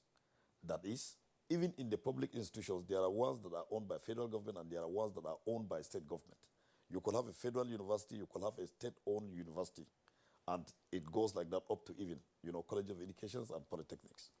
And then there are private institutions, more especially in Nigeria. A lot of private institutions or universities sprang up, just like our own, the Nog University. And then we have faith-based universities that are based on faith, either religion or, of course, they have a particular doctrine. So based on this type of universities that I have spread out, a lot of universities have their own modus of operandi in making sure that the student that comes into their institutions are qualified, and of course, that when they finish studying in that institute and they go out, they should be able to be materials that are marketable in any field, and of course, they should be able to stand the test of time in whatever course that they must have read. So that is what Nog University is trying to do. But of course, you can't go out of the guidelines. If you go out of the guidelines, then definitely you are going to bring in an input in the institution that is not going to, you know, cope up with what is required to be done.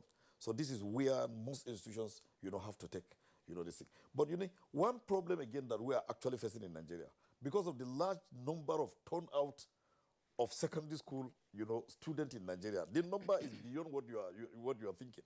So everybody is trying to make sure that he goes into the university.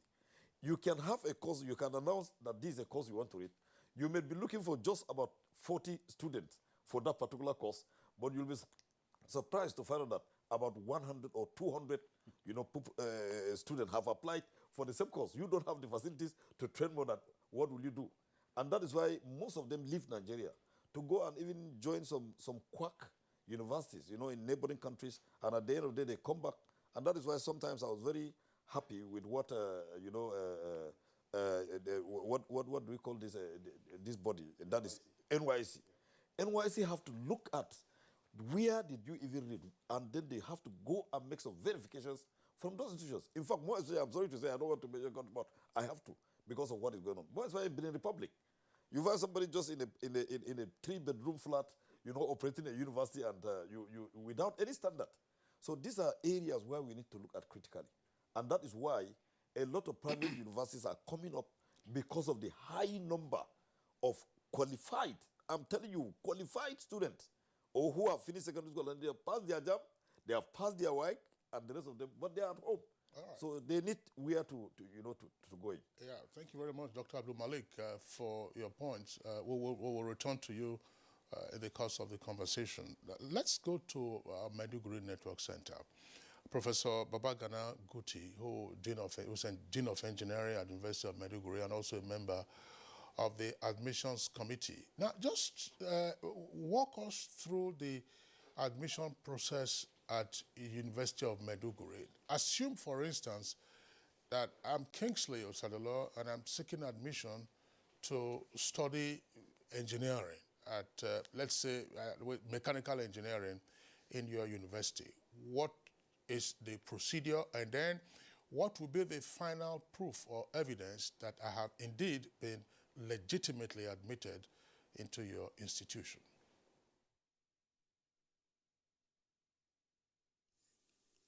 Thank you very much for this question. My colleague has started from the Benin Center, has started giving you some ideas on how the process is. Yes, let me commend JAM for that. All the admission process is being done on CAPS. Now, what maybe the JAM registrar did not explain because of bandwidth issues is that every university has its own catchment area. You are saying, yeah, Kingsley, maybe you are from the south or southeast. For example, the catchment area for University of Maiduguri is northeast. Northeastern state, the 6 northeastern state, Bauchi, Gombe, Taraba, Yobe, Borno, Adamawa. So these ones, and the way JAM did okay, it's not even JAM, actually it's from the federal government, Council of States. Most federal universities have their catchment areas, but JAM will admit 45% of these candidates that apply into a particular program, 45% of them. For example, if there are 100, first 45 merit. Let them come from one local government. As far as they have scored and they are the first 45 candidates, you have to give them all admissions from one family. That is merit. Then there is another 35% that is left for the catchment area. Now, the catchment area will be those 6 states for University of Maiduguri, and every other university has its own catchment. Like, he was saying there are other universities like state universities and even other universities. They have their own formulas, which is a little bit different from that of the federal universities. So it will be a little bit different. The formula, I think the JAM registrar will tell us. But for University of Maiduguri, I know we have catchment 35%. Then 20 is left for educationally less developed states. There are all the states in the north, they are termed educationally less developed. All the states in the southwest, they are educationally developed. Then Ebonyi, Rivers, and Cross River, and Bayelsa, they are part of the educationally less developed states. So you will now give them 20% of your admission quota. So that is how we determine the admission quota. So if you are coming from these educationally developed states, you can only get admission in UNIMED when you are in the first 45%. That is the merit quota. So once you don't have that merit quota, then automatically you are not going to get admission in University of Maiduguri. But sometimes, because of the position we are, many in the south may not want to come.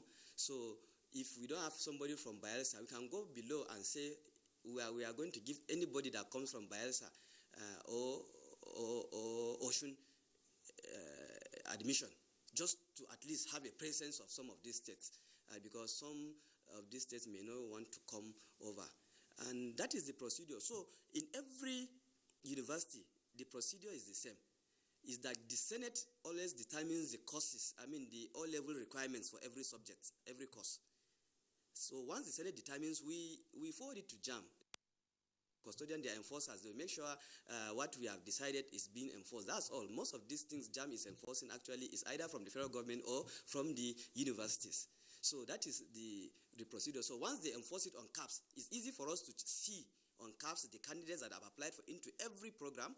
Then we now recommend to JAM from CAPS, and JAM will now look at it. Of course, yes, the system has already narrowed it down. It's very difficult for you to even do the wrong thing. Then JAM will now approve, and once it's approved, then you as an individual can go into your CAPS and check that, yes, my admission has been approved. After approval, you have to even enter the CAPS again and accept yourself. So once you accept, that's when you can now go and print your admission letter.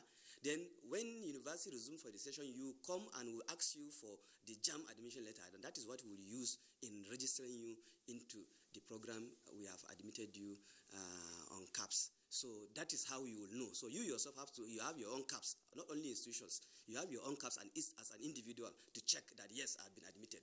So if you don't have admission on CAPS, you have not accepted, and somebody comes around and tells you that you have been admitted, or even they give you fake admission letter, of course you are not admitted.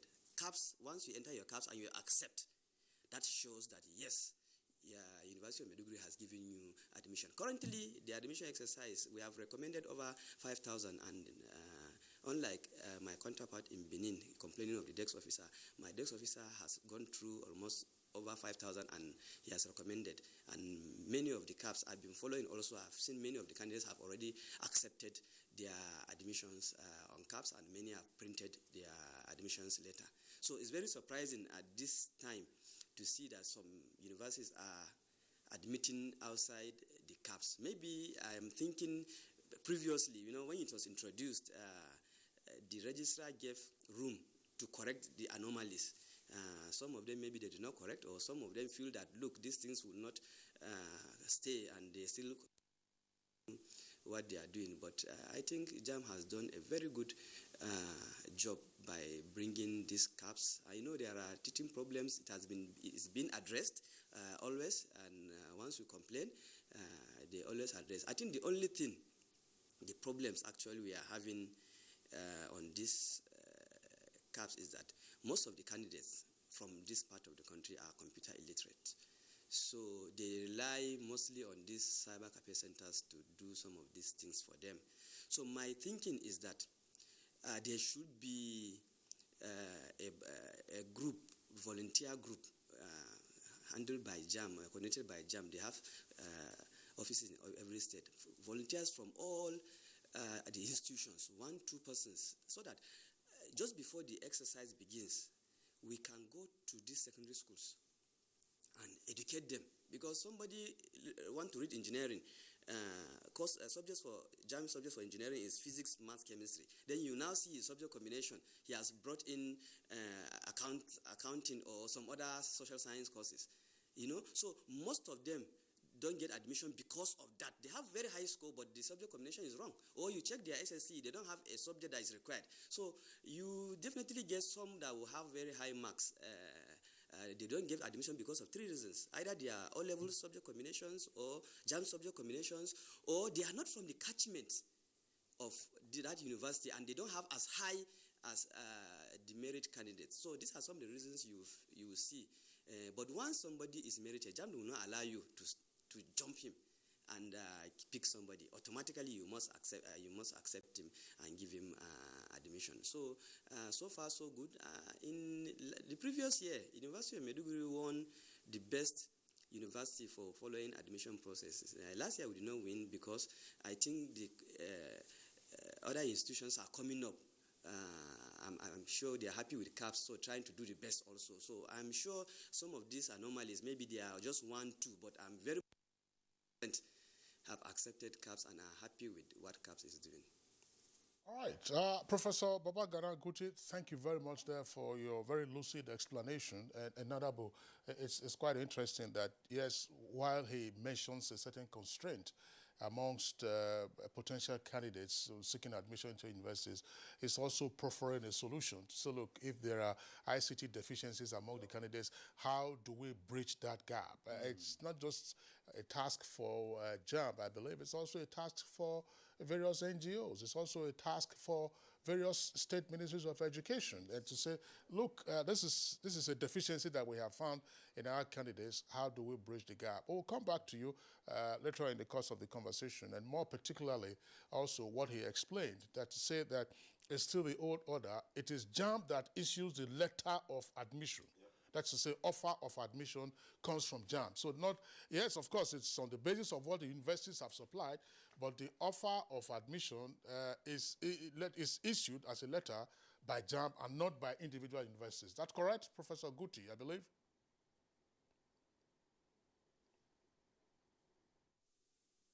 So, but some institutions also, apart from the letter of admission from JAM, they also give candidates their own university-based letter of admission. But the rule is that no candidate will be registered without the JAM admission letter. And no candidate will be registered without the printout of the JAM results. And this is what we do in our institution. So you must bring your JAM admission letter. You must bring the printout of your results. Then we will also issue you on university admission letter. But it is from what you have brought to us from JAM that will make us give you that admission letter. And to add to that, you know, universities that go outside CAPS, they put the students at risk, because when you go to NYSC, they will ask for, they only admit candidates that are matriculated. So if you don't admit in CAPS, the candidate will not be allowed to do NYSC. So these are some of those things that I think the institutions that are doing outside CAPS should know. Because if you graduate a student and he doesn't go for NYSC in Nigeria, you know the implications. So I think they should be able to do the correct thing. Nadabo, this is very important. I mean, it's Professor Guti is addressing institutions, but of course we do know that parents, guardians, and even candidates themselves need to be aware of this information. Everybody that's absolutely all stakeholders. You got it. To say all stakeholders that look, the primary document you need to evidence your admission into a university is that produced and issued to you by JAM through CAPS. If a university then decides to issue you its own letter of admission, that university must also have cited that letter of offer of admission by JAM. The joint registrar is still there, but of course we'll come back to him later. Of course, most possibly, when you looking at what he said, really, that issue of NYSC there, you cannot even perform the NYSC without being matriculated. Right. And that one is being given by JAM too. And if you just cut corners at the university, cut corners. Apart from NYSC, some job situations, you are required to provide evidence that indeed you went to the institution you went to and that you were admitted in the first instance to have gone to that institution. There are so many of such in this country. Professor Nuhu Yakubu, let's hear from you. You've been here for quite a while and been hearing the discussion as it unrolled. CAPS is good, it looks like, and it seems as if it's transparent. It's giving the students the assurance that you are not going to be in any state of disadvantage if you come through us. The universities have been given that mandate to do the same, and but just recently, as Guti said, maybe the registrar gave some room for, to correct some certain anomalies, and you find that some institutions are now being targeted at doing something illegal. What would you say about the recent, statements by the JAM about University of Abuja and, of course, some other institutions who might not have followed this process? I asked me this question, so Abuja, because I used to be vice chancellor there. Not only that, anyway. I don't want my former institution to be seen as if it's criminalized. Not really, exactly. Yeah. Anyway, let me start by saying that I left university management, for some 4 years ago, and this issue of CAPS that we are talking about is entirely new to me in terms of admission. Okay. But I understand that they just want to make sure that the system is streamlined and that things are properly done.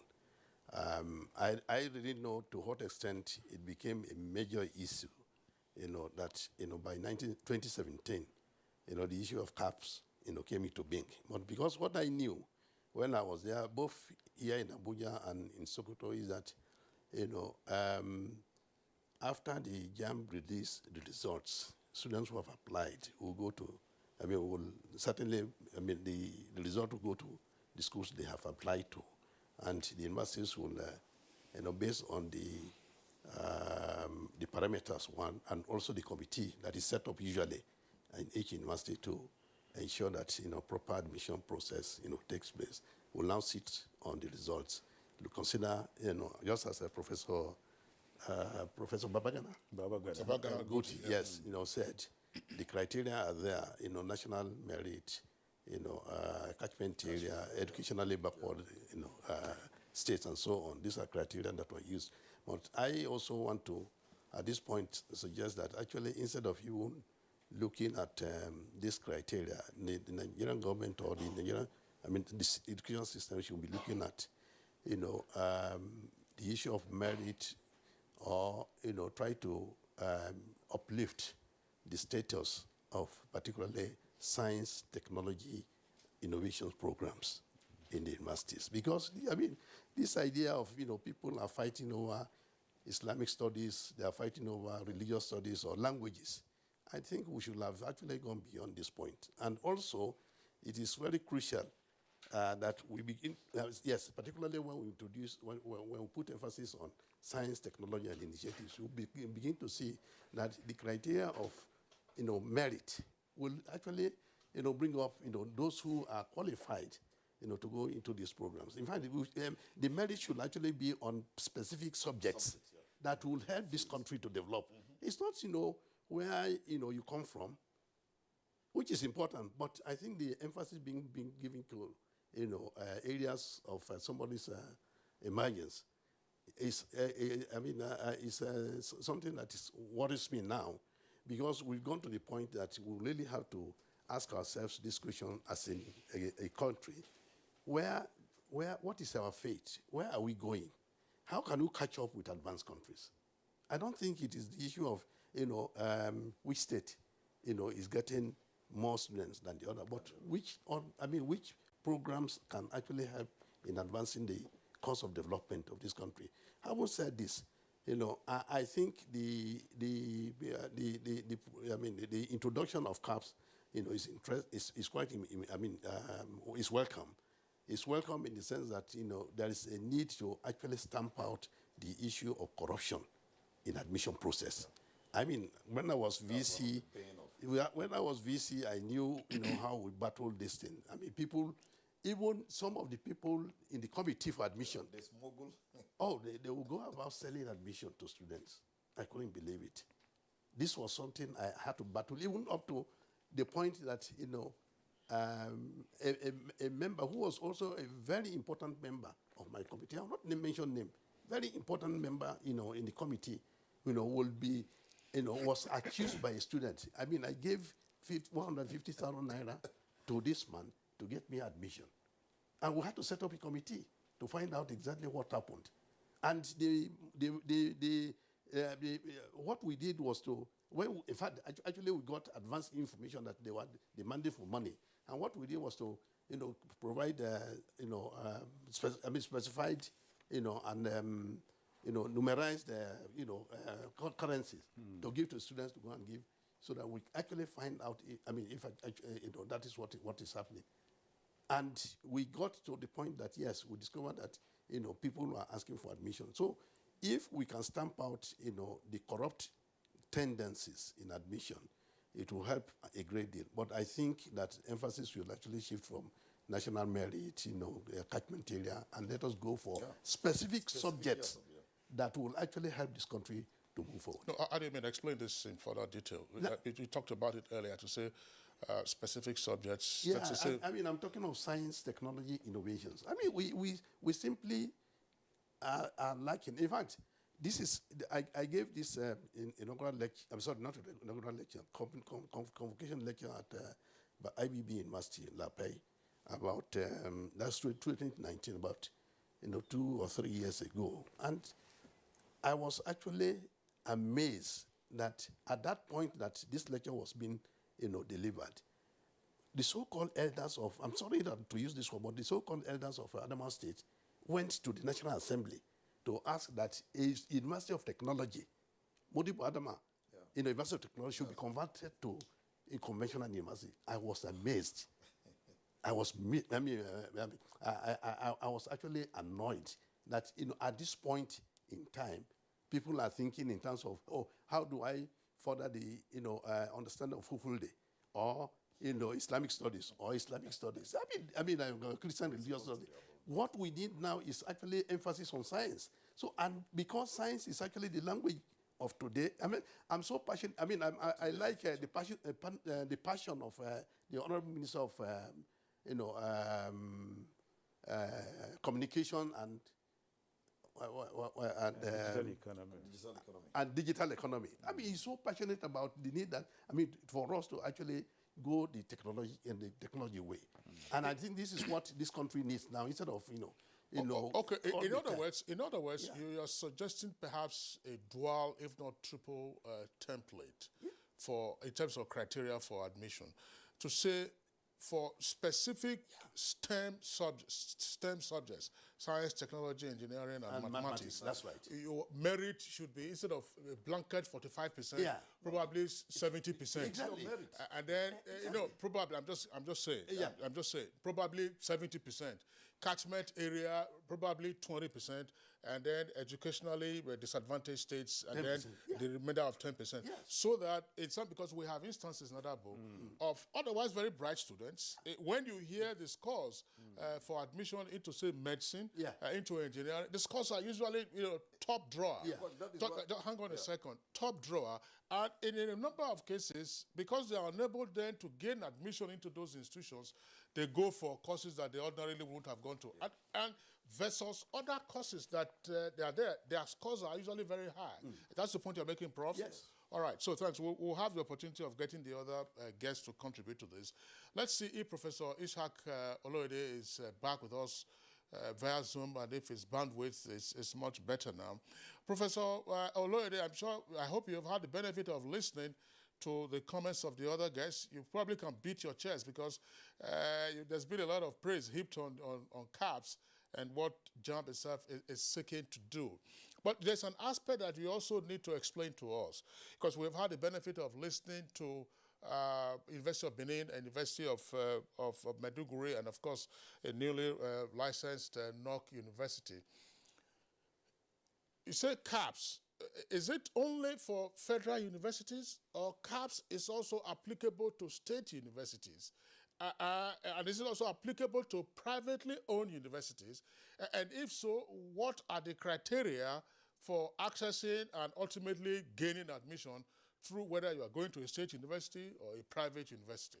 Prof.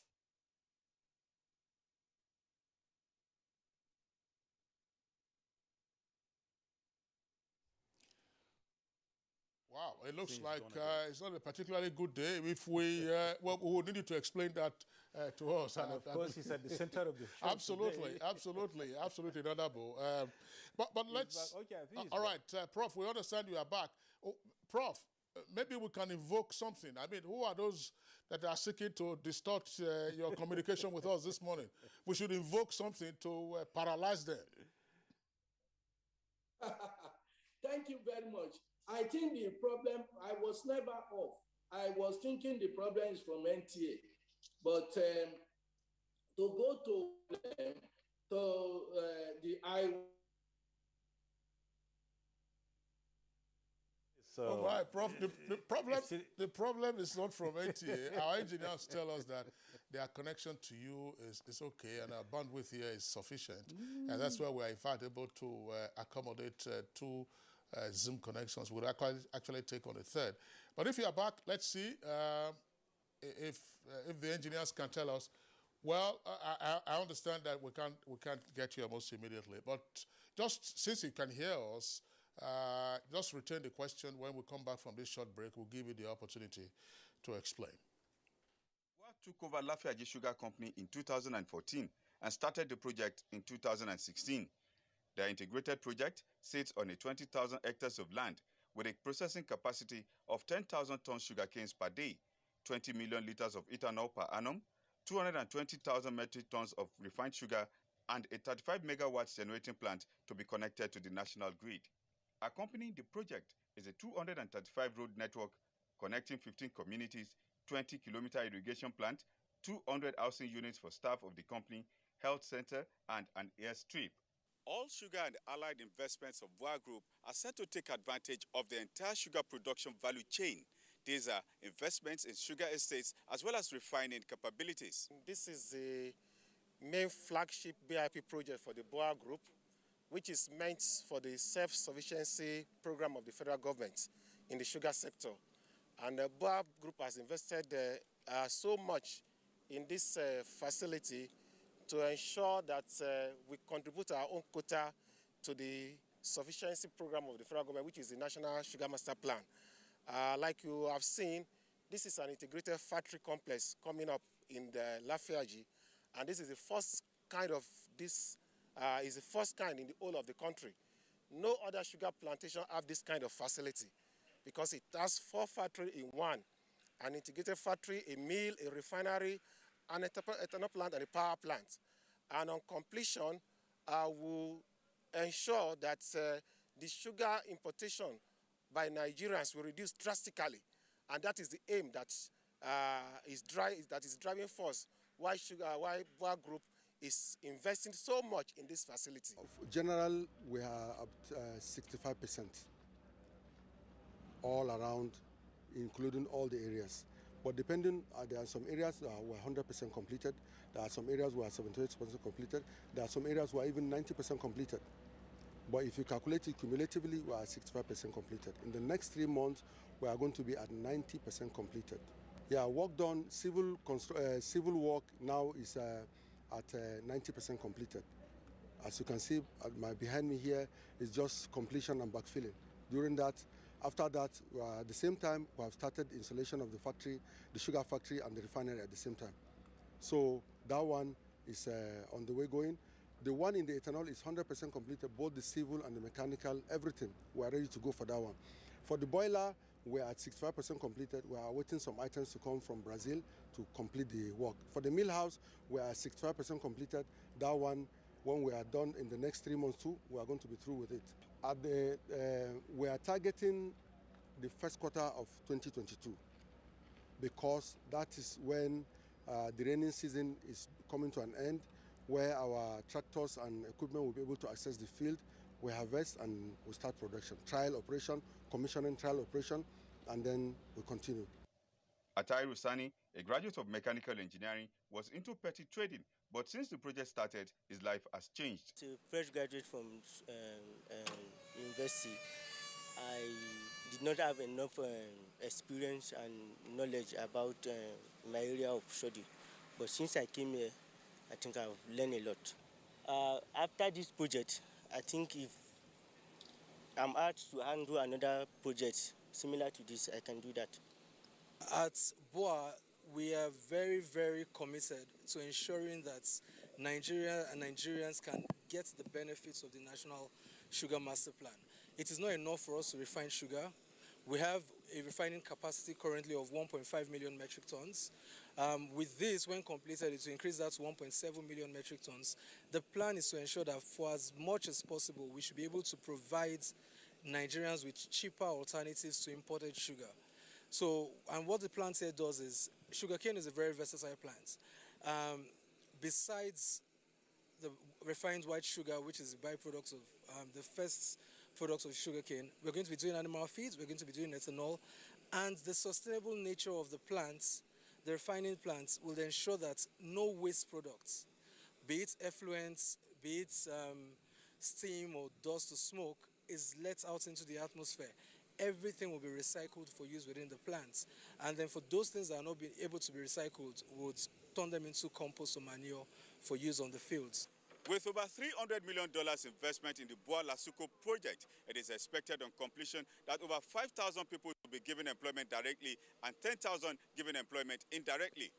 When operational, the project is expected to boost the economy of Eduluku government area and that of residents like Atairu. Kehinde Omolosho, NTA News.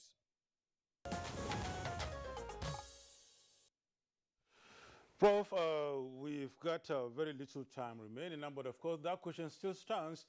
We're talking about how good CAPS has been, of course, in trying to curb corruption, make it transparent, and give the students, the assurance that, of course, they are on the right track going through CAPS. The question now is, does this apply really to state universities, to private universities? I know the federal government universities are already on it. Thank you very much.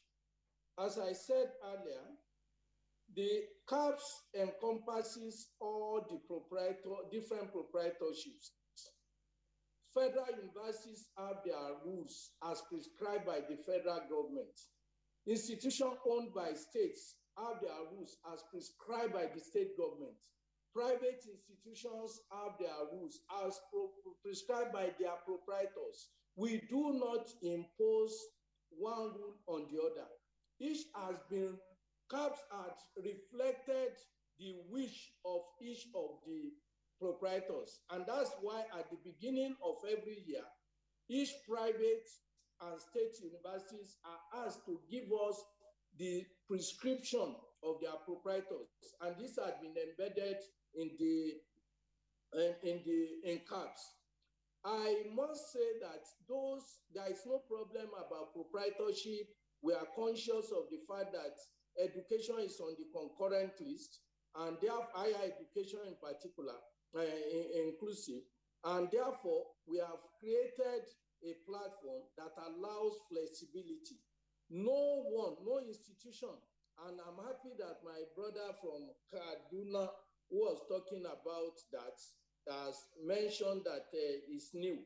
By the time it goes into CAPS, he will see that CAPS provides opportunity for different proprietorship. I must also say that University of Benin, talking about investigation, that is about JAM. JAM does not hide anything. We do everything we do transparently. 17 staff of JAM were arrested, were discovered to have connived with some institutions to commit some atrocities on the ongoing exercise. Meeting Professor Guti, I'm meeting him physically for the first time now, if it is through this virtual thing, but he knows that we have contacted him and he's doing a very good job for us. We thank you for that. Investigation is on those people. University of Benin desk officer happens to be one of them. We cannot, because we want to speed up issues, allow people with inadequate integrity to handle your institution. We are solving that problem, 17 of them. We have invited the security agents to look into that, and hopefully by next week, the speed will be on. And I must also say that cyber cafe that Professor Guti mentioned, the cyber cafes constitute a lot of problems, not only in the north, as he said, but everywhere in the country, including Abuja. And that's why yesterday we came out with a policy that nobody, no candidate is expected to go to any cyber cafe. We have removed the issue of email from the registration process because it's in the bid to get email. Everything is now done by the students on their phones, whether they are iPhone or ordinary phone, they can send text. Once you can send text, you can access all our services, with effect from, in fact, this morning. We have removed the issue of candidates going to create email addresses and therefore exposing their vital information to these fraudsters in the cyber cafe. And again, my brother, the former VC of Abuja and Sokoto, mentioned the issue of science technology. That has also been embedded into CAPS. Depending on your university, if it is a science-based university, 60% for science and 40% for humanities. If it is technology institution, 70% technology and science and 30%. CAPS would be addressing, or CAPS has addressed all these problems, because with science, you also need humanities. I'm a student of Islamic studies, and I think people in areas or in the humanities, they are also contributing to national development. But I agree with you that at this stage in our national development, we require more people in the sciences. But unfortunately, the school system, the secondary school produce higher students from the humanities. You have 70%, 60% from the schools who are humanity-based. And you want to admit you are limiting them to 30 or 40%. That's part of the problem, but we must do it. And that's exactly what we are doing.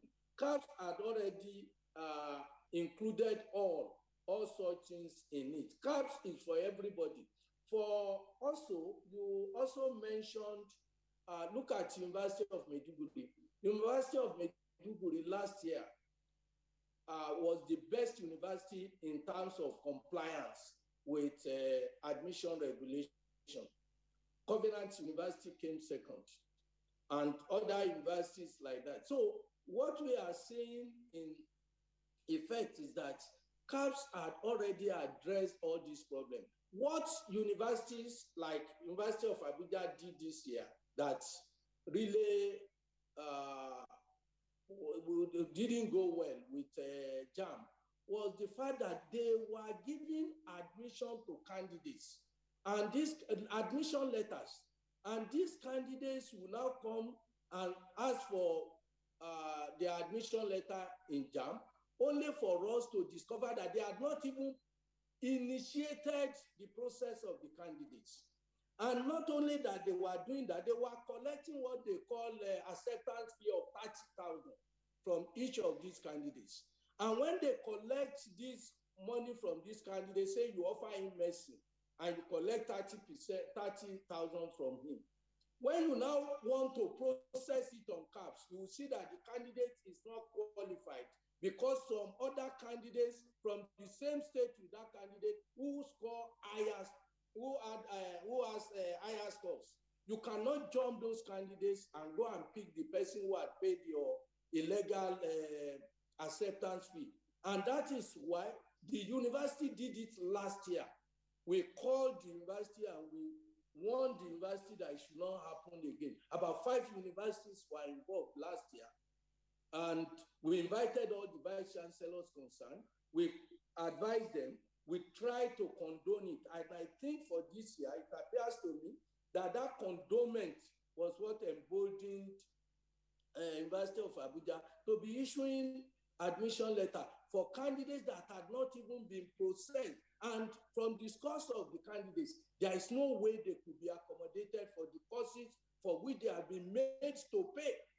Because one advantage of CAPS is that CAPS has said that no candidate can be given a course other than the course he had chosen without his approval.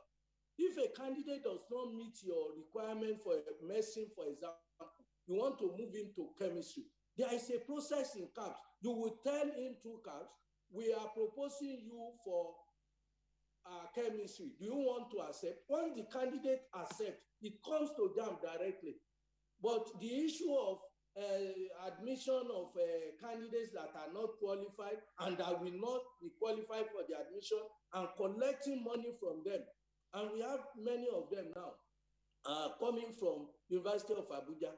And that was why we issued the release we issued to say, look, this thing must stop. Because those of them, 5, 6 of them who were involved last year knew how we bent backwards to accommodate, in fact, at the expense of the candidates, because there were candidates, they were admitted for law that ended up in courses that they did not require. But because acceptance fee had been legally collected from them, and we wouldn't say because money had been collected from them, then we will skip candidates who are more qualified. So this is the issue. And of course, there are sanctions for all this.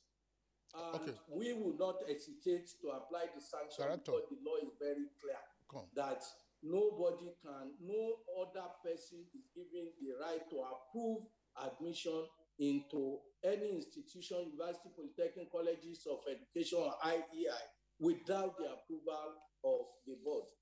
Okay, Professor Ishaq Oloyede, thank you very much, but let's just also remind our viewers that in the course of this conversation, we do not have any official of the University of Abuja with us in the studios, but we do know that the University of Abuja itself has issued a statement rebutting the claim by JAM that it is issuing illegal admission.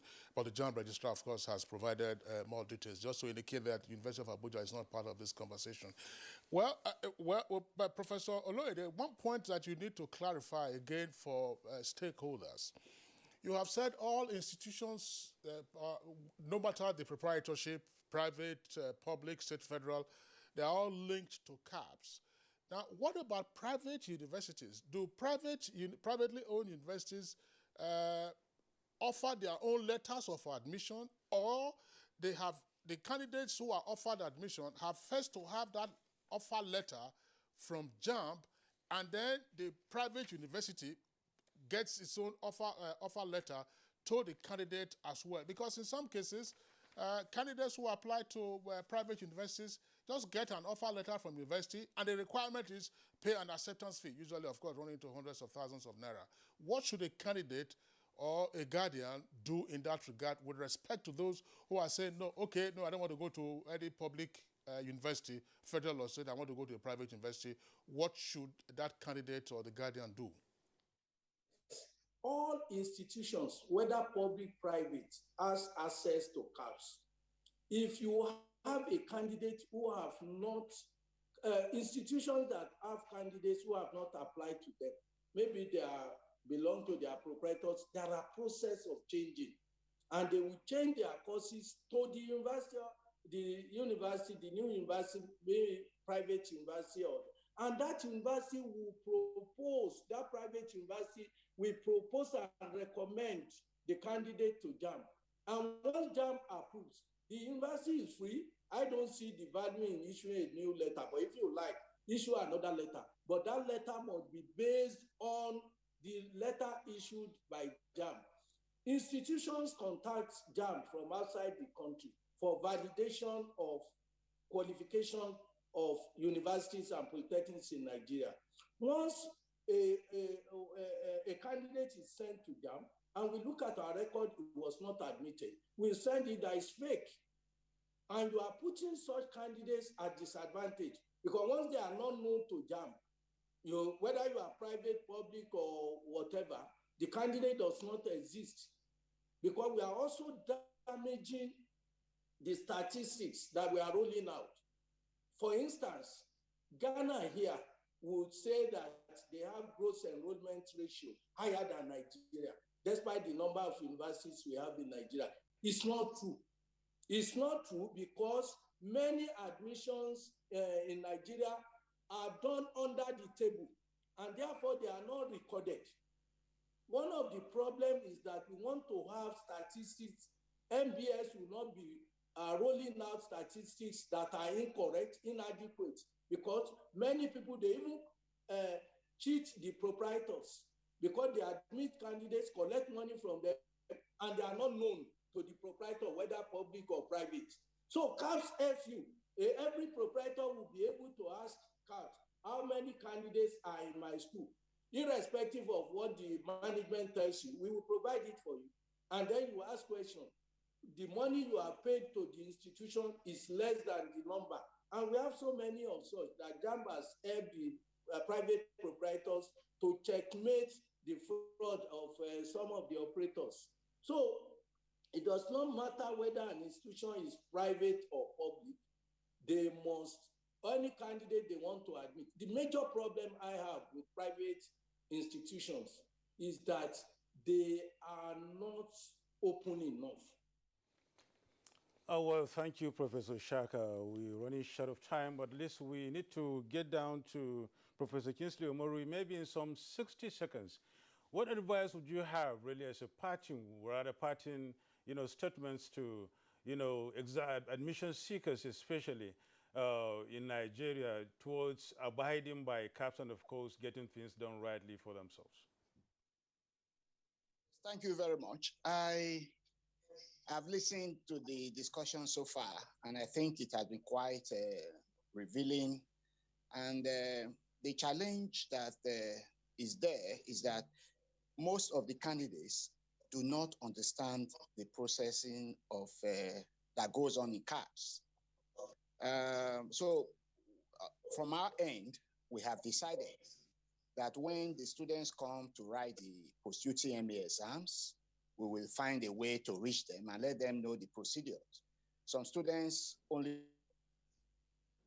go to the and check for admission status. They do not go to the other one that is the transfer approval, which is necessary when there is a change from the course they originally applied to, if they cannot be admitted in there and they are offered an alternative, and some of them are not able to know that that is what is to be. So, and then the issue of some of them think that when the admission comes, the university do not have a part in it. They just say, oh, I've been admitted by JAMB. Of course, we know that JAMB is the one that ultimately admits, but the process starts with the universities, and the procedures, when made clear to the candidates, I'm sure that they'll be able to follow. And I'm also pleased with the effort of the registrar to try and sidetrack these agents in the computer centers. The exploitation and the misinformation seems to be high in that regard. But in any case, I want to say that there are some of the phones that the candidates have that are not able to access the information in CAPS as they should. So they need to still go to the cyber cafe. I'm sure that I observed that except the phone is an Android and has the updated Chrome, all the information as it's needed may not be on display. So they have to still go to the cyber cafe. So in any case, I think... I'm sorry, it was just a reverberation there from Professor Kingsley Omorogiwa with us via Skype from the University of Benin. Very quickly, Professor Guti, very quickly, yes or no? There is no uniform academic calendar, as it were, now. ASU strike has disrupted a great deal. Those who wrote UTME last year are struggling to get into I don't know which session. JAMB is already registering now for another exam that will take place sometime. For how many years do you think UTME scores should be valid? 1 year, 2 years, 3 years, or as it is at the moment? Well, this has been a discussion that I may not want to make comment on, and National Assembly has had that discussion with JAMB, and I think the discussion is still going on. Let me leave that one to the National Assembly and maybe JAMB. But what I wanted to inform you here is that, you see, the admission process also, we have this, the regulatory bodies, for example, Dental and Council or Law School, they also give us numbers. We cannot admit beyond 200, 150. So you find out that candidates will have very high score because the number is limited. Somebody with very high score will not be admitted because... Professor Guti, I was speaking about, I was asking you to talk about the validity of UTME scores, 1 year or 2 years. In your opinion, which is advisable? Because we are pressed for time now. Well, this issue of validity, you know, JAMB exam is a rating exam. It is not like WAEC and the rest. It's just to rate the candidates who is better and be admitted. So I think what JAMB is saying is that it should be 1 year because it's a rating exam, not the other types of exam that people are thinking of. Well, thank you so much, Professor Gucci there. Lisa, Kingsley, this is a wide topic, really. We need to come back to it somehow. Absolutely. Yeah, we have to return to it at some point. There are still a number of issues to clarify. Many we didn't talk. We also have to have the opportunity of speaking to candidates to just have to know how well they understand the processes, as Professor Omorogiwa was talking about. So, a deep appreciation to all our guests this morning. Professor Ishaq Oloyole, Registrar of JAMB, joining us via Zoom from Ilorin. Professor Babagana Guti from Maiduguri, here in the Abuja studios, former Vice Chancellor, University of Abuja and Sokoto State University, Professor Nuhu Yakub, as well as Dr. Abdul Malik Durunguwa, who is on the Governing Council of NOC University, recently licensed at Kachia in Kaduna State. So that's it for us today on Good Morning Nigeria. We thank you for tuning in. We're back tomorrow, same time, 7 o'clock in the morning. Until then, do take care of yourself. I'm Kingsley Osaka. And I'm Yusuf Nadabu Usman. Thank you for watching.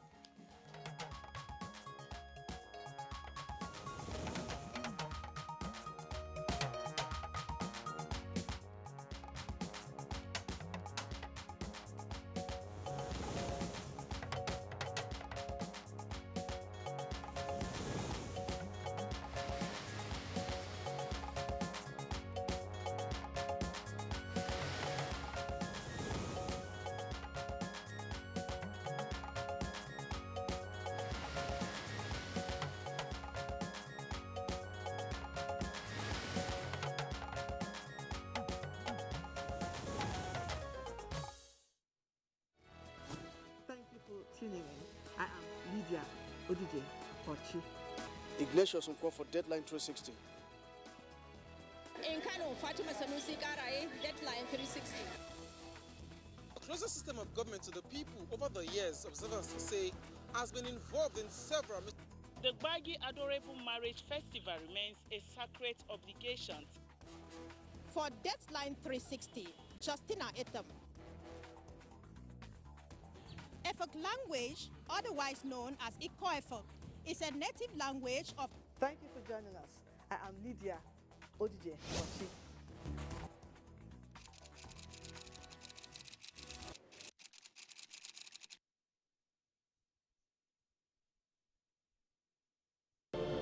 These days, people get their news and information from more media sources than ever before. Some of the news and information given are fake, unverified, doctored, and manufactured to create confusion, stir disaffection, and cause disunity. Before you believe or share any news, ask yourself, is this real? Is it from a credible source? Is it verified or verifiable? Fake news is dangerous. Whether you do it for fun or for political gains, real people can get hurt. Fake news, don't create it, don't spread it. This is a public service announcement from NTA.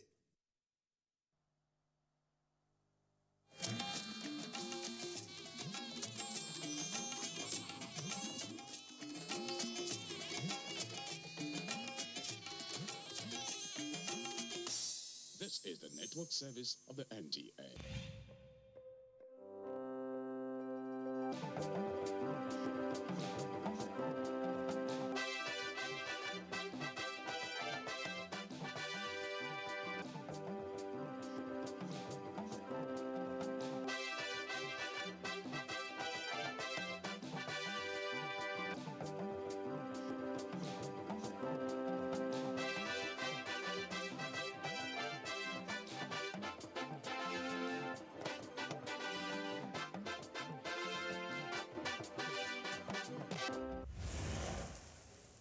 Edo State's National Sports Festival has come and gone, but the memory lingers on, at least till 2022, where we shall be seeing the next edition of the National Sports Festival.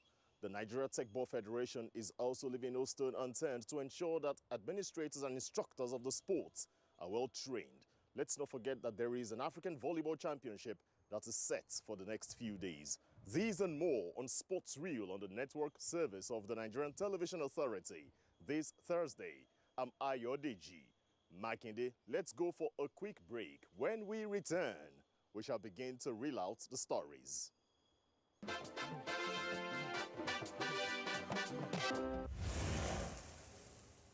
The Edo State National Sports Festival was quite a spectacle in Benin City, precisely at the Samuel Ogbemudia Stadium, because we saw how Team Edo State, despite all the preparations, were only able to finish in the second position behind Delta State. Now let's go back to Edo, because it was quite a colorful closing ceremony that we saw on Wednesday, and take a look at some of the key points and key events that really characterized the 20th National Sports Festival in Edo State. Athletes in Edo 2020 National Sports Festival are competing on 39 games. This is coming at a time that the world is battling with COVID-19. Despite these challenges, they say they are happy with the performance so far. Femi Chidera, a squash player from Edo State, says the zeal and passion displayed by athletes across the country in the 20th edition of the Sports Festival has redefined the aim of establishing the event in Nigeria. This year we have more medals. I know most of the states, they were able to pick something too, so that helped a lot. And it's a good one, they really tried.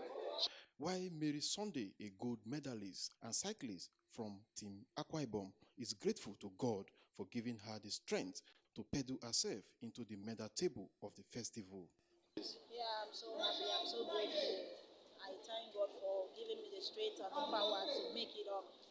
I took first a gold medalist. I'm so grateful, I'm so happy to be among the winners. Also, to these coaches, the performances so far at the festival is commendable, as some states were ranked in medals despite the challenges of COVID-19 that has affected sporting activities globally. There's a young lady from Rivers, tell me by her name, or from SNLA. Get beat Nigeria number 1, Nigeria number 2, and it's Nigeria number 2. Beat first, second, third to claim the gold medal. In Benin, Peter Oibo.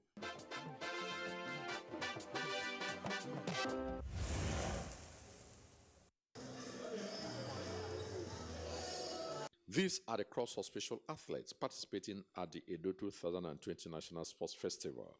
In spite of their physical challenges, they have brought honors to the country at international competitions. Amongst them is a world record holder in powerlifting in 147.5 kilograms with a new festival record, Bose Omolayo of Team Delta. Recently in Manchester, where the Nigerian para-athletes won 10 gold medals. They are here at the Edo National Sports Festival to prove a point, despite the challenges they face. And when you look at this festival today, you find out the performance of powerlifting, which I have interest on, is comparatively apart with what you find in even some continental championship. As you well know, Nigeria has been rated #1 country in powerlifting as we go to Tokyo game. The roads, they go slow. If you have an event in 9 o'clock, you need to leave your hostel at 5 o'clock for you to get here early enough. But in terms of other organization, it's just the best. While other able athletes and fans have the luxury of going to the stands to watch events holding here at the Samuel Ogbemudia Stadium, the special athletes are confined within this area because of lack of facilities that will aid their ability to watch proceedings here. The organizers of the festival may have put some measures in place to provide comfort and convenience for these special athletes, but there are some reservations among the athletes and their coaches. Like the athletics running on the track, cannot really enjoy it. We have other events that we are supposed to watch now, which is the long jump, and then it's too far for us because we cannot access the place. We need some latest equipment because all these athletes that we are moving around, we know their performance, we know their strength, but the equipment they are using is better than us. These deaf sports athletes are not happy being restricted to only few sporting events at the National Sports Festival, as African #1 deaf sports, Nuruddin Badmus of Delta State, through an interpreter, highlights their challenges. We want government to show us their hearts open to make it so that deaf sports must develop in Nigeria, because when we fly to Deaf Olympics and African Championship athletes, government will tell you there's no money, there's no money, there's no money. That is why we feel we are not happy. You see, many of us, even the wheelchair we are using is bad. When we are going out, we find it difficult going out because most of the transports, they will charge you and charge your wheelchair. Can you imagine? That's what we face in Nigeria, where we belong to. Even after this 20th National Sports Festival in Edo State, these resilient and passionate special athletes have once again set their eyes on the upcoming national and international engagements, including the Olympics. Therefore, whatever will boost their morale and confidence to excel must be given a priority. I'm Austin Etemodo. Lots of unique features, athletes, administrators, stories from the Samuel Ogbemudia Stadium and also other venues that hosted the 20th National Sports Festival in Edo State. We can only wait till the year 2022 because right now we know that Delta State have assured the rest of the country that we shall be in for a greater spectacle when 2022 National Sports Festival will be held in Asaba. And of course, the Nigerian Television Authority also did well to package lots of reports and side attractions from the 20th National Sports Festival in Edo State. So let's look forward to the 21st edition in the year 2022. Let's go for a break on Sports Reel. When we return, there are more stories on the program today. Stay tuned.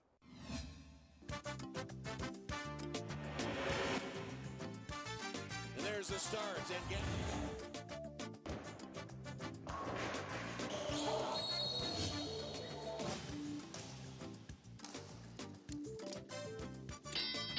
Promises to Shara. Winds up that left hand.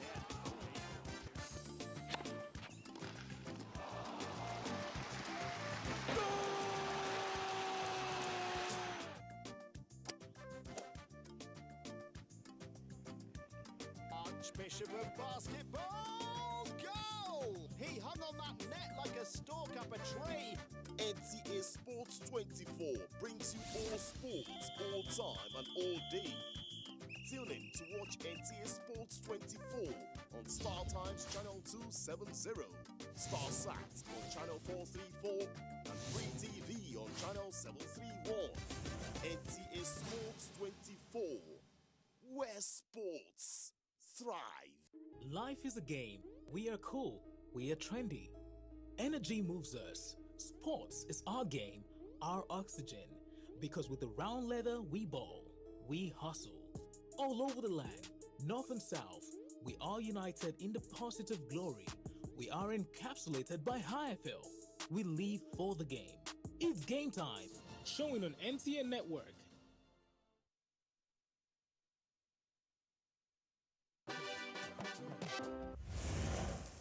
Let's move on and further tell you that tech ball in the country is really gaining momentum. We told you at the last edition of the program that there was an ongoing 4-day workshop to further certify instructors of the sports in the country. Now, Oche Ngbede was there on the final day of the training, which has seen the emergence of 44 coaches and 25 referees to further aid the development of the sports at the grassroots. Now, he spoke with the president of Nigeria Tech Ball Federation, Habu Gumel, and the Hungarian ambassador to Nigeria, His Excellency Sandor Bear, on the importance of getting these instructors certified by the international body and also promoting the sports at the grassroots. And they have already trained a lot of the coaches, a lot of the referees, and they have qualified many of them.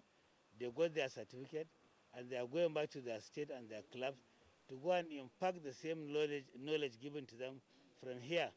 So you can see it will continue to move all over the nation, and it will, the youth are very much interested in it. And you can see even the number of female too are very much interested in it. Now the next thing that is going to happen after the training, the board is going to meet and come out with a program that will take place between now to the end of the year. And part of the program, it will involve the championship. We are not going to involve ourselves in the international championship yet because we are new, but I want to assure you by the year 2022, Nigeria will start participating in the international championship. But for this year, we are going to have our national championship. We had a lot of plans regarding various art of sports, and one of these was the tech ball, which is, as I mentioned, a Hungarian developed by Hungarian, actually Hungarian style of sport, and I'm glad that Nigeria is one of the best, if not the best, in this sport. We have seen this 1.5 years before when the Beach Cup, the Africa Beach Cup tournament organized here in Africa, and the Nigerians, without any special coaching or whatever, arrived the second position. So I think there is a bright future for this art of sport. We have also other plans. We will see chess,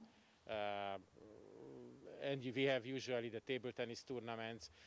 We would like to revitalize also this one after the pandemic. We will see.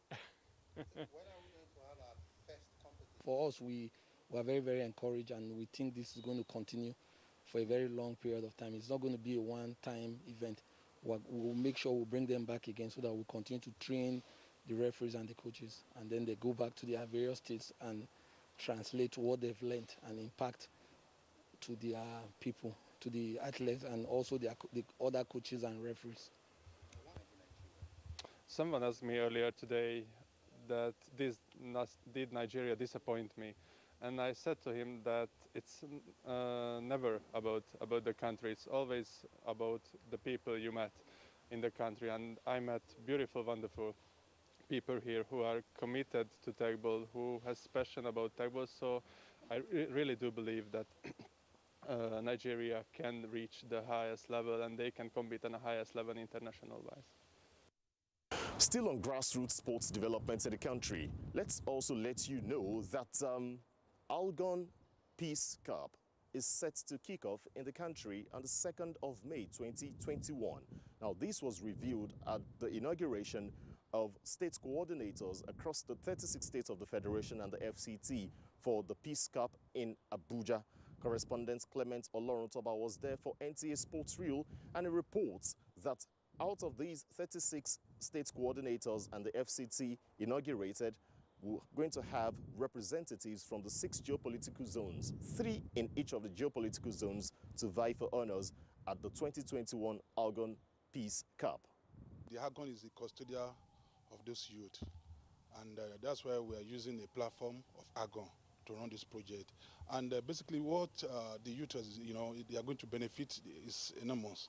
One, there will be youth empowerment program from the state, from the local government to the state, which we are going to train youth for different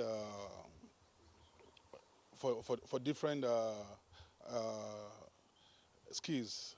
We are using it to unite the youth. Number one, they gain unity, they gain peace of mind. Then we're using it also to employ them, because it doesn't end at the Algon Cup alone. We also have programs that are lined up after the completion of this program, this project.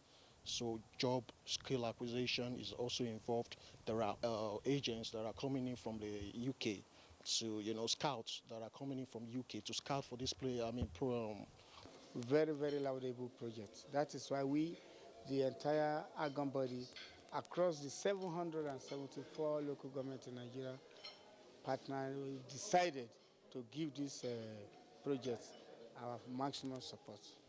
Still on the Algon Peace Cup, which has been endorsed by the Nigeria Football Federation, the organizers had an interaction with my colleague Clement Olorutoba on preparations for the championship. I have with me the National Coordinator, National Development Youth Program, the person of Bonaventure Chime. Thanks for coming on Sport Reel. Yeah, thank you, my brother. Okay, the Algon Cup. Why Algon Cup? Yes, you see, as you rightly said now, the name of the project is National Youth Development Project. And one of the segments of the project is called Algon Cup. The essence of the Algon Cup is to use football, which has power to unify the nation. You see, whenever we are playing football, people forget their differences. We embrace ourselves as a nation. So we want to use that platform of football to campaign for peace and national unity. And we, a group of youth, we came together and thought it wise, to initiate a platform that can campaign for peace, that will bring all the youth together. So we now decided that since football has power to unite the nation, let's use this platform and bring the youth together and campaign for this peace. And you see, we just, we're already moving, and the project is in every state now. People are talking about the National Youth Development Project. People are talking about Algon Cup everywhere nationally. And that's why we're here today. So, what step have you taken to make sure the program look national in outlook? Yes, that's why we brought Algon. Algon, they are the custodians of the grassroots. Every grassroots, all the local 774 local government, they are under Algon. So we are trying to take the campaign to the grassroots to all the local governments. So when you talk about the local government, you are talking about the nation in general. So the Algon Cup tend to bring all the local governments into this campaign for peace and national unity. And that's where we are today. So what we've done, we just signed MOU with Algon, that will work with them to deliver this mandate. Now we also inaugurated the state and zonal coordinators. It's been everywhere.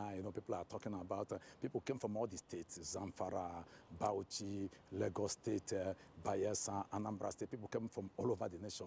We have the zonal coordinators, Northeast, North Central, Northwest, South, Southeast, and Southwest. They came from all over, and the place was flooded with people, eager and, passionate about the vision. So we want to campaign holistically for peace and national unity, and we find out that football has the power to deliver this vision. So what would be the work of these coordinators? Yeah, the coordinators, they are the foot soldiers, they are the peace bearers, the torch bearers. We just inaugurated them and we are sending them back to the states. So we mandated them to go and inaugurate the local government coordinators. Now what they have their own state ESCOs, so they will inaugurate the local government coordinators. That will start a campaign for peace in all the local government. Now we are bringing teams. We are bringing two football teams from each local government. So we move these teams and the youth from the local government, bringing them to the state capital of every state. Now we'll be arming them with placards, with banners, with posters, with handbills, with booklets, and engage them in a walk around the state capital, which will take place simultaneously in all the nation, in Nigeria.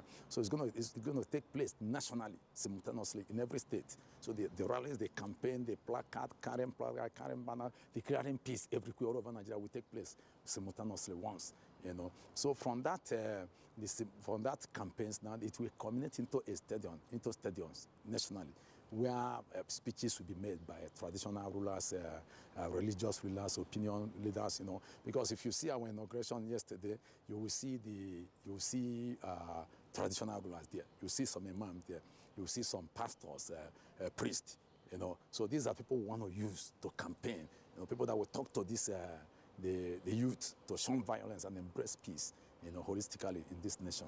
So that's all. Thank you. Okay, so when will the Agon Cup, when will it commence and when will it end? Yes, the unveiling ceremony will be coming up on May 2nd. We're going to unveil the project nationally, so that every Dick, Tom and Harry will know what is happening, that Agon Cup is here to stay.